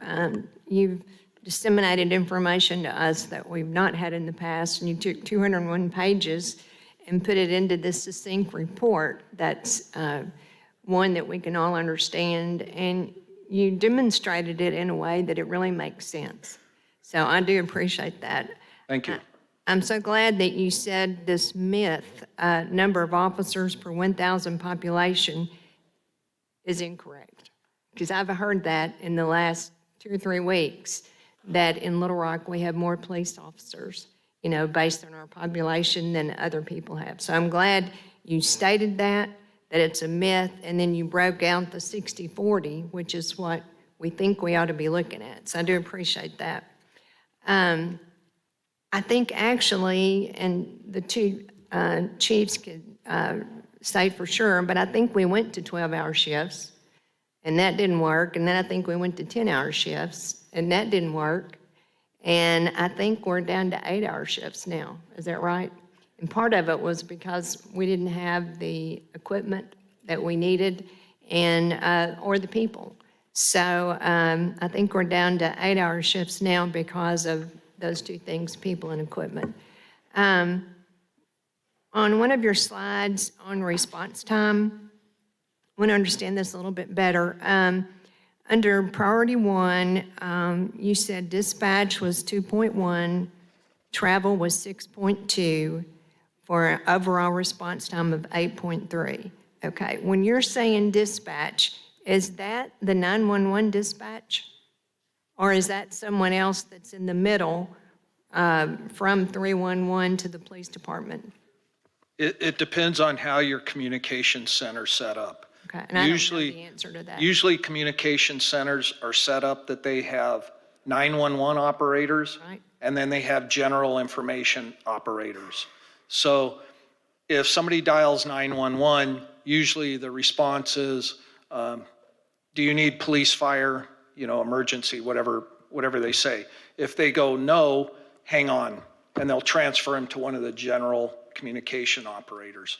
So when you're talking priority 1, that's a life-saving call. So that's probably a 911 call. Okay. And what we're That's starting to see 311, across the I meant nation 911. also is that 911 calls are just sitting there ringing. Now, how frustrating is that? Yeah, it's very frustrating. And people will hang up and then they'll call back. And we all know if there's something serious going on, there's a lot of people that will report the same thing. For instance, an accident on a certain street, whatever, and they get flooded. Okay, so this is 2019 data, these calls that are here that total up to 96,197. That's 2019 data? Yes. Okay, so in 2019, we only had 4 priority 1 calls? Is that what that's saying?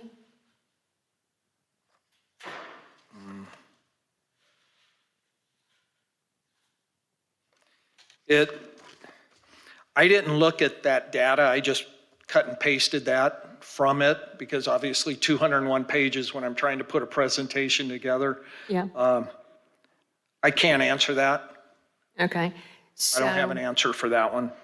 Okay, so, It may be the way that what you guys call a priority 1, that in other places may be different than a priority 1 other places. Your priority 2s may be what some departments consider priority 1s. I didn't do that deep dive of that part of the report. okay, well, I was just curious about, the priority 1 seemed to be the better response time, but if you get down to priority 8 and 9, the response is 27.4 and 23.8. And I guess that's normal for those to be longer dispatches, because you're probably working on 1 through 7, and then that's down, okay. So last year, I think it was last year, we had an issue with caravanning. You know what caravanning is? When you get lots of people in cars and they're driving around through the cities and they're going through shopping centers and Oh, yeah, we got that in California too. the community was just overwhelmed with it. It was scary, to have tons and tons of cars. And I remember our police chief came in and was talking about the fact that we had all these calls that he had to deal with, and then we had all the citizens were upset about the caravanning. And, you obviously have to do the priority 1, prior to the caravanning. So would you see that as one of these items, and I don't know how many dispatches that we did to the caravanning, but would you see that as one of the 35% that we would reduce and not follow up on? I guess that would depend upon the will of the community. Yeah. If I live in that neighborhood where they're doing that, no, you don't cut that. You don't understand how that impacts our life. You know what I mean? Yeah. So that's that will of the community. Will it allow you not to do certain things? And, I'm sure, if it's like it is in California where they're basically shutting down intersections and then spitting what I call donuts in the intersection, which is dangerous as all get out. If that's occurring, that's a life safety issue. You can't not respond to that. And if you're the citizens that are stuck in the traffic for the 30 minutes while they're playing around and you're late for work or you're late picking up your kid from, school. So that's where that will of the community, the leadership of the city, and the police department have to get together and figure out what is it that we're okay with you maybe not doing anymore, or at least suspending it until we get adequate resources. It was hot. The community was really upset about it. It was scary to them. So the other question that I had is, you compiled 201 pages into, I don't know how many this is, 20, 25 pages. Was there anything, I'm assuming this is your presentation that you put together, was there anything that you left out that you feel like you ought to tell us from the report? There was a lot of it. I tried to put the most important things as far as dealing with personnel and liability. That's why I put something about internal affairs, use of force, that kind of stuff. I think communication center is a big one, but I didn't talk about it because I know the police department doesn't control it. Right. But we did take a look at it, and there are some recommendations for the communication center that probably need to be made. Do you have a report that's like this for the communication center? Well, it's talked about in the report. Okay. Yeah. Okay. You were talking about civilians doing work for the police department as opposed to officers doing work. When you were going over that 201-page report, did you see certain departments that we had within the city? In other words, did you see certain areas that we had police officers sitting behind desks, other than the ones that you outlined, that maybe should be put into patrol or into detectives, and civilians could replace them besides the ones you mentioned here? Yes. And they're talked about in the report. And, having talked to Chief Bewley and Assistant Chief Helton this morning, they're aware of those changes. They're in the 201-page report, but you didn't. Yeah, outline them here. Obviously, if I would have done 201 pages, by the time I got done, I'd have no voice, and we'd still be here at 4 o'clock tomorrow afternoon. Okay. And I'd miss my flight home, which would But make you my did life identify some other areas of opportunity for Yes. civilians. Yes. All right. And it would be incumbent upon the chiefs to actually look at every position in the police department and say, do we really need a sworn police officer? And they're doing that because, believe me, when you get to the point they are, one of the police departments I took over was December of '08, right at the start of the crash, to where I had to lay off 15% of my police department. If you don't think there was unpopular cuts that had to be made, and that's what those two men right there, plus the other two assistant chiefs are doing right now. In fact, I'm sure Chief Helton will be bald by the time this gets done. Okay. Well, we've been introduced to Atlas on our cell phones where we can see what LRPD is having to be dispatched on. What do you think about this new center that we're putting into play? We're relying on Helton to put it all together.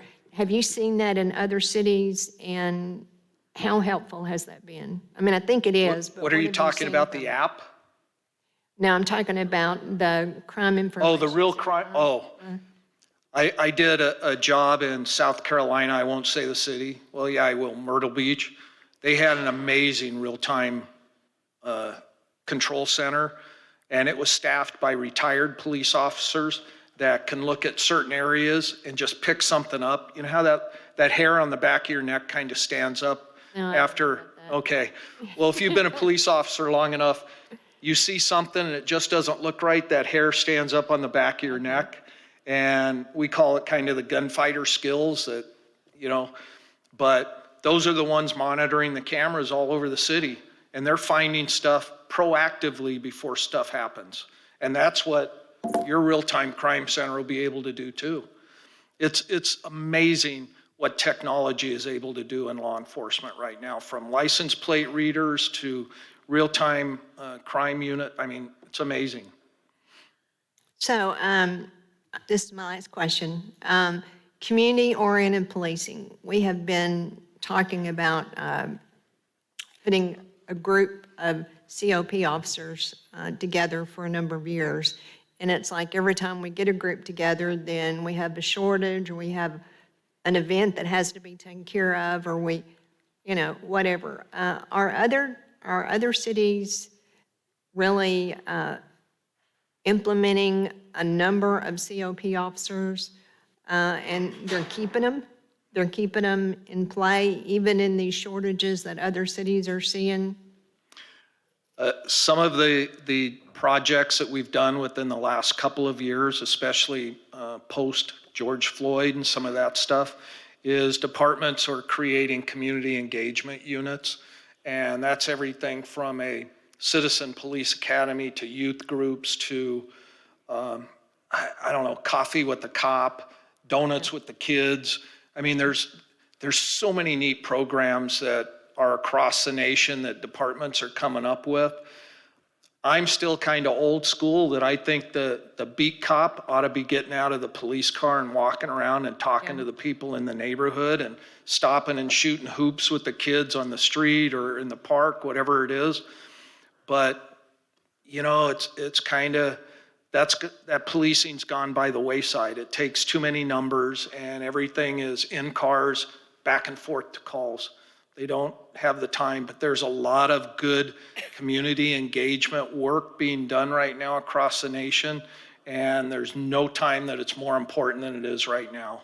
And sometimes that's the decisions of the leadership of the organization of maybe we don't have this crime suppression unit that, made maybe 10 felony arrests in the last 6 months. We move those people over into a community engagement unit that's going out and meeting with the youth of the community and doing that kind of stuff. Okay, I appreciate it. Thank you so much for coming and sharing with us. You bet. Director Wright. Thank you, Mayor Scott. Chief, I've had numerous constituents to ask me this question, and now that I have this report, I'm going to pose it to you. You mentioned about outsourcing some of the duties, and one of the segments in the police department that my constituents would like to see done by an independent entity other than LRPD is internal affairs. They feel it would be fairer, and I want to know, has that ever been done? Is there any type of situation, or can it be done? Yes. So aside from the consulting I do, I run a fairly successful business of doing personnel investigations for cities in Los Angeles, Orange County, and parts of Central California.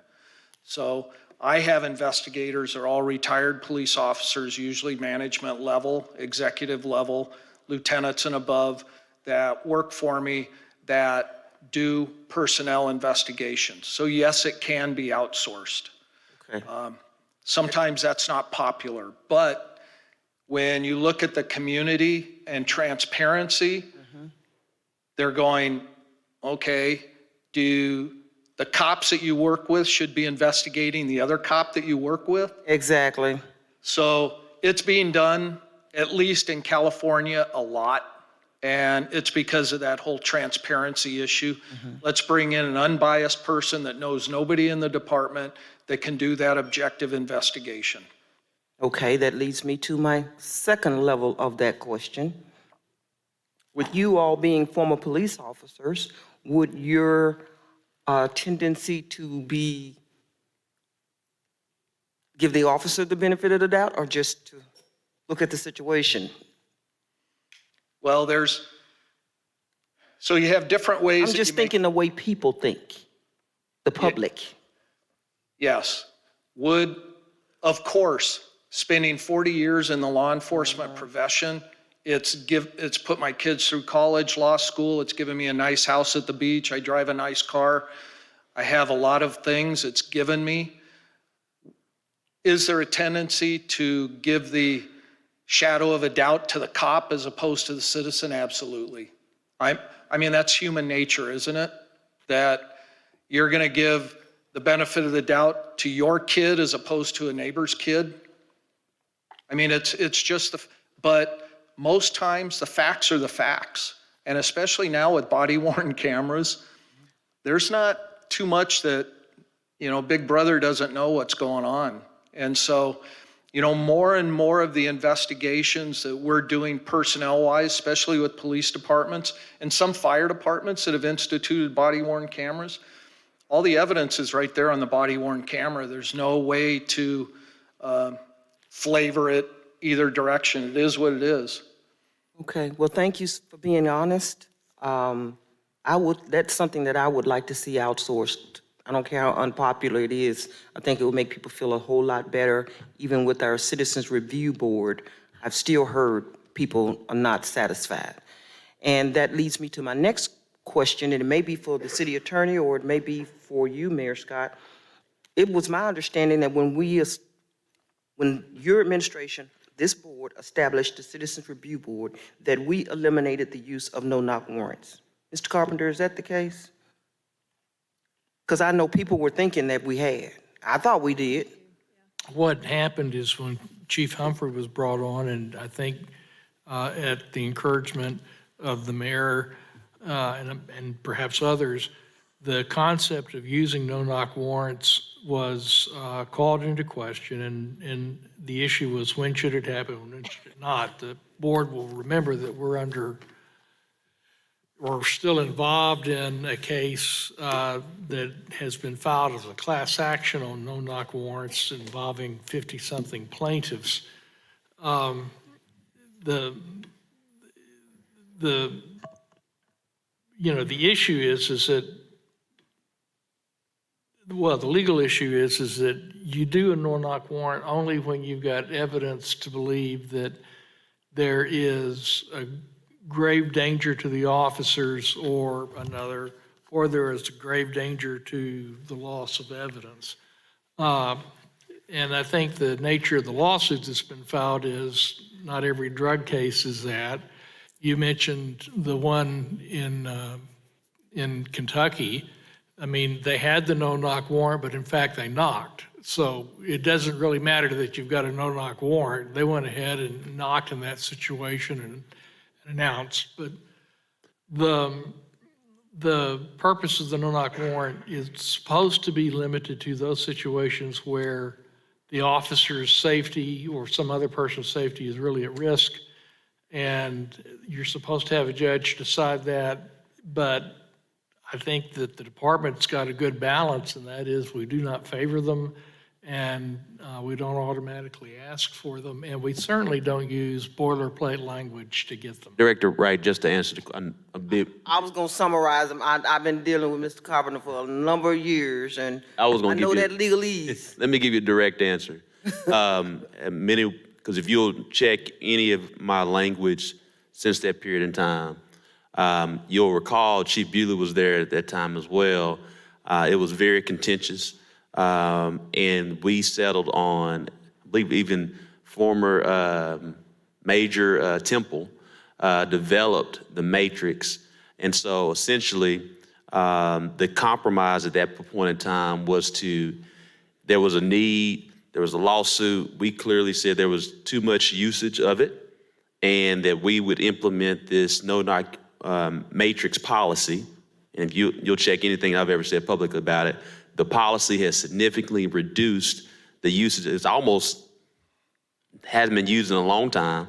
That being said, so that's where it's been. That's always been the communication. So no-knock warrants are an option for LRPD? It takes a lot to get to it, Okay. based on the matrix. That leads me back to my first question, or what I would like to see us do and implement from this report is to outsource the internal affairs investigations. Because if we're still dealing with no-knocks, that, I've been hearing something about that. But And I guess, Chief Bewley, what I'm sharing with you, and again, I want to make sure I'm being direct. Since we implemented the no-knock warrant policy, which significantly reduced the usage, meaning that officers just couldn't unilaterally go and do certain things. They have to go through a matrix before it's even available to them. And that decision significantly reduced the usage of it.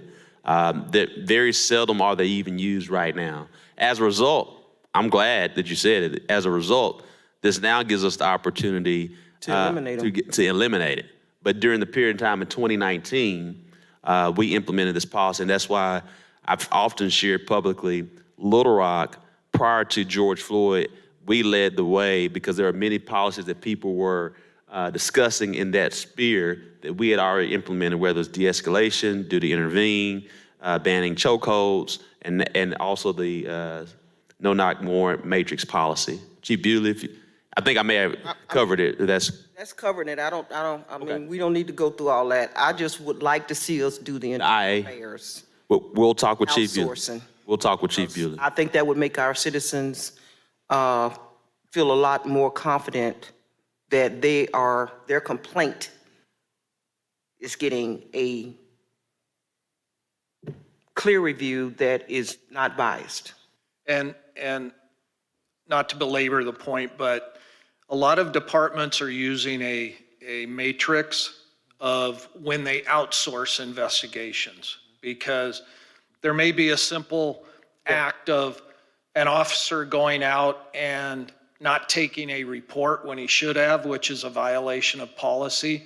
Does that need to be outsourced? Probably not, because a sergeant can investigate that, and it's based upon the facts of what it is, and there should have been a report taken. They're not gonna hedge and not do their job on that. Now, the matrix is, if you have a serious internal affairs investigation that there may be inappropriate touching or theft or, whatever this stuff is, those things rise to the level in a matrix that it probably should be outsourced and not kept in-house. But there's still a lot of investigations that internal affairs can still do in-house and keep it transparent that don't need to be outsourced. So I kind of misspoke but there is a lot of outsourcing going on where I'm from, and I'm making money doing it, but it's not everything. I don't have contracts with cities that I do all of their internal affairs. I do it when it reaches a certain matrix level, a certain threshold. That makes perfect sense, and I just would like to, I've heard this over and over from citizens that feel like it is a conflict of interest for LRPD to investigate LRPD.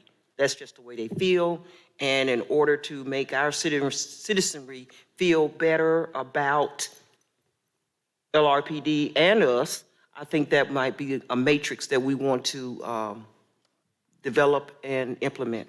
That's just my opinion. Thank you, Director Wright. Now we'll go to Director Adcock.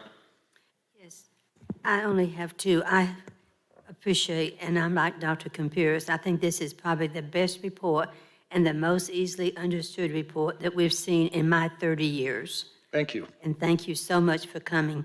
I look forward to Chief Bewley and Chief Hilton coming back to us with lots of recommendations. There was two things that I kind of was looking for and I didn't see in your report, and that is COP and SROs. Did you cover those in your report? And I'll find them in the 200 pages. COP, you mean community-oriented policing? COP. Yeah. And the SROs, the school resource officers, community-oriented policing And the SROs? Is that what it was? School resource officers? Yeah, I read the report a couple of times, but like I said, 201 pages, I can't remember, but I do remember seeing something mentioned about SROs. And I can't remember, I think there's something about a community, COP was the 21st Century Policing Division. That's what it was. So there was some discussion in the report about it. And I would like to ask Chief Bewley or Chief Hilton to please look up those pages so we can have them to attach to our report. Thank you. And thank you, and we will always welcome you to Little Rock. Thank you. I've been here twice. I kind of like it. I don't think I could pull my wife away from the beach, but Oh, I don't know, she might like the river. I did send her some pictures because I was out when the lights on the bridge were going this morning. That is very cool. Thank you so much. Director Pack? I'll be so quick. Thank you again so much. I haven't been on the board for 30 years, but excellent report. And I wish we would have gotten this back in April or May so we could have maybe started helping implement some things right off the bat. I just wanted to agree with Dr. Campuris about perhaps the possibility of bringing that budget amendment back. I know everything's got a price tag, but I think that all of us are interested in exploring that. And again, thank you so very much. I don't think I'm going to read all 200 and some odd pages, but I'm sure these two gentlemen will summarize and tell us what their priorities are. But I don't know if we can have a conversation or entertain doing that with the budget amendment that we just passed. We'll have to discuss that because there have been commitments made, and so with contracts, particularly with economic development, but what we'll do is look at those and see what hasn't been already committed because once you guys said yes, things start moving, but we will follow up. Okay, thank you. Thank you. Director Miller. And also, we have to remember that if and when we're able to bring it back, assuming things aren't done, that is one-time money, so we can't philosophically, we can't utilize one-time money for long-term expenses. But we do have our upcoming budget, and again, that's why we wanted to have this before the upcoming budget. You all have gone through the budgeting process. We're gonna have some more budget meetings. You have some of these, and so we can look at making some long-term commitments versus using one-time money for long-term commitments when we need to use long-term commitment money for long-term commitments. So there are a lot of options. Yes, ma'am. Director Miller. Thank you, Mayor. And again, Chief, I wanted to just echo everything everyone else has said about the comprehensiveness of this report. It's very thorough. Really appreciate it. I'm not going to get into specifics about it. There's plenty of time to do that, with the LRPD when we have a chance to really look at it in whole. Let me ask you, though, you've done hundreds of these. Your firm has done hundreds of these reports. Do you ever follow back up to see what has been implemented? Is that something that you also get contracted to do so that, again, it's a report, it's been presented to us, but a report is nothing but a report that can sit up on a shelf if it is not implemented. Do you ever have that request to come back? I don't know of a certain time period, but is that something that you and your firm do? Yes. As the team lead, I usually try to stay in contact with members of the organizations where I've been. Because one, you develop a relationship and, every police department's unique with culture and their personnel and stuff, but, there's good people in every organization across the United States. So I enjoy the interaction with them. But yes, we do come back. In fact, we just did a county in Arizona that hired us like 3 or 4 years ago, and we just went back out and did another assessment of their workload to see where they're at now. So it does happen. And, Chief Helton especially, he's got my personal phone number, and, he can call me anytime because I enjoy talking to him. But I do try to stay in contact. Some reports have been a little more contentious than others because, we pride ourselves in our integrity and our ethics. and we don't change reports just because it'll make the chief look bad. So there are some places that I haven't stayed in contact with because it wasn't a favorable response to me once they received our report. But yes, I do try to stay in contact, and I'm always available to them. And I'll even come back here again if you want. Well, I appreciate that. And this is a general observation, probably for the mayor and the board and maybe even the LRPD. I'm the newest person on this board. And when I came on this board, it'll be a year, probably next week or so. There was an independent audit of the Little Rock Police Department done by CNA. It was a 104-page report. And to my knowledge, none of those recommendations have been implemented. Now, I could be wrong, but if I am wrong, that has not been presented to this body. It actually has. We've started along that process, and some of those things were even asked, but the main thing that's been done, I believe, is just a disciplinary matrix, but that has been reported. I have not received, I don't know. When was that review of that CNA report done and brought to this body? That was before you were here. No, the report was done in October, and it had a bunch of recommendations in it. That report was finalized October 2021 when I got on board here. That's when the presentation happened. I guess what I'm sharing with you, Director Miller, is that Director Heldon actually is leading it. He can share with you. He's actually presenting that to the board. Because it had a recommendation for an independent body of civilians and I guess LRPD. I'm waiting to see, I thought they were going to make a report back to this body. Have they made a report back to this body, or has it just been internal, Chief? We've done internal work, Director Miller, and we've also been in correspondence with the mayor on where we're at right now. The independent review, when CNA did that, it was presented to us in late December when I got it from Chief Humphrey. I'm the head of the committee that's doing the review, along with the 7 other members of the department, all demographics, different ranks. And we have been meeting. Obviously, when we received the report in January to start our reviews, we started that in conjunction with CPSM, 2 reports going at the same time.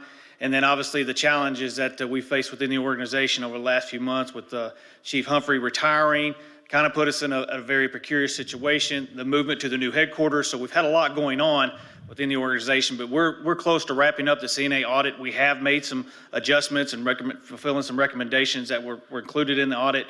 You know, Mayor Scott referenced the discipline matrix, which we've already moved forward with. We've cleaned up some language. Instead of calling our complaint process citizen complaints, we now call them member of the public complaints, because we do realize that some of our population and members of the community may not be actual citizens of the community. So we've changed that terminology as recommended by the CNA audit. So we are making those recommendations. Some of the recommendations that were made within that report were some that might not be attainable just simply by the sheer vast, recommendation level, but we are trying our best to try to modify that to fit within the organization. And then some of the things that CPSM has done kind of cross some of those things. So we're looking at what's crossing, what's there to give us a very thorough review. And then obviously what our CALIA accreditation process vets us as well, along with our accreditation through the Arkansas Chiefs Association. So we've got a lot of governing bodies that are looking at us, and we're finding out where we're doing things great, how it fits into CNA, and then what CPSM did as well. So we will have that full report. Hopefully, I want to try to have it complete by early November, mid-November, get that wrapped up, and we'll be happy to present it to the board. Yeah, I think that would be important. Yes, sir. I've had some people ask me about it. They say, Director Miller, there was a CNA report, audit. What has happened to it? We hadn't heard any more about it. Have you asked about it? Are they going to make a presentation to the public about it? And so now we have this other report, which is pretty comprehensive again. And I just want to make sure that when we do these reports, then there is a report back to this body, which indeed would be the public, to see what are we doing. We spent this money for these reports. Are any of these things being implemented? And if they are, tell us publicly what has been implemented, what hasn't been implemented, because there are a bunch of recommendations in those. And I don't want to, maybe it takes a whole year to do some of this, even more. And I'm sure some of it would. One of the things that, when I get specifically me, I mean, I know I've worked with several of the members on the board on various projects and through various assignments throughout my career down here, and I'm very thorough and detailed when I try to get into an assignment handed off to me, and I want to make sure we're doing it right and doing it appropriately. I mean, the CPSM, the staffing, this whole analysis for the patrol out, to me, was a very big project, something that I wanted to make sure we were doing right. We were funneling the appropriate information to CPSM to make sure they gave us a very thorough and honest assessment of the police department. Same thing with CNA, getting that report, doing that, and then the project with the Real-Time Crime Center that when we were tasked and given the challenge to what can we do to help try to solve violent crime and deter violent crime. You know, I took the Crime Center on as a huge project because I saw opportunity there. I saw something that would really be what I've always called and referred to as a game changer in the city. So several projects have gotten handed down to me, which I'm enjoying them and love doing them. But I want to make sure we're doing it right, and I'll make sure that our citizens deserve that. They deserve a product that's put out there that's going to positively impact and serve them in the appropriate manner in the way that we need to as a police department. So we haven't forgotten them. We're not ignoring them. We're not putting them on the shelf to collect dust. We are moving towards that, and I hope, like I said, we have that wrapped up very soon and ready to present to the board. Well, I appreciate that, Yes, sir. Chief. And I know the CNN report asked for civilians and staff, and there was a group that was doing that. Is that what's going to be implemented with this report, where there be civilians and the LRPD working together to review this report that was just presented? Yes, sir. We have, for our review team, we have sworn and civilian personnel that are analyzing that as well. And then, you know, we've already made recommendations and have moved forward with recommendations to civilianize certain aspects of the police department. We see value in that. Just doesn't make sense to have a sworn personnel doing a job that a civilian can do when we know that we need officers out there on patrol. We know that we got to bring our staffing up and provide that high level of service that we're dire need of right now. So we are moving towards that and working towards the civilianization of certain aspects of the department. Well, I appreciate that, Chief. You got your hands full. It's a very big challenge. Yeah, but certainly this is the second report I've seen since I've been on the board. I haven't been on the board a year yet. And so we have another 100-plus page report of an audit of the police. And so I just want to be kept up to speed on what's been implemented. We've paid for these reports. Just keep us up to speed on that. And certainly, Mayor, like you said, maybe some things have been done. I just want to be able to report back to, the people that have asked me about what happened to the CNA report. And now we have another report. So I just would like to have. I can send you kind of an update where we're at right now on CNA, just kind of give you a thorough where we're at in the sections and then kind of as we're wrapping up on the final part. The training component is where we're at right now. It's a pretty big component in that CNA audit. And obviously we have in-service going on right now, yearly in-service, so it takes personnel away and having to juggle schedules and meeting times. So it does create a little bit of a challenge for us to get together, but we work towards that.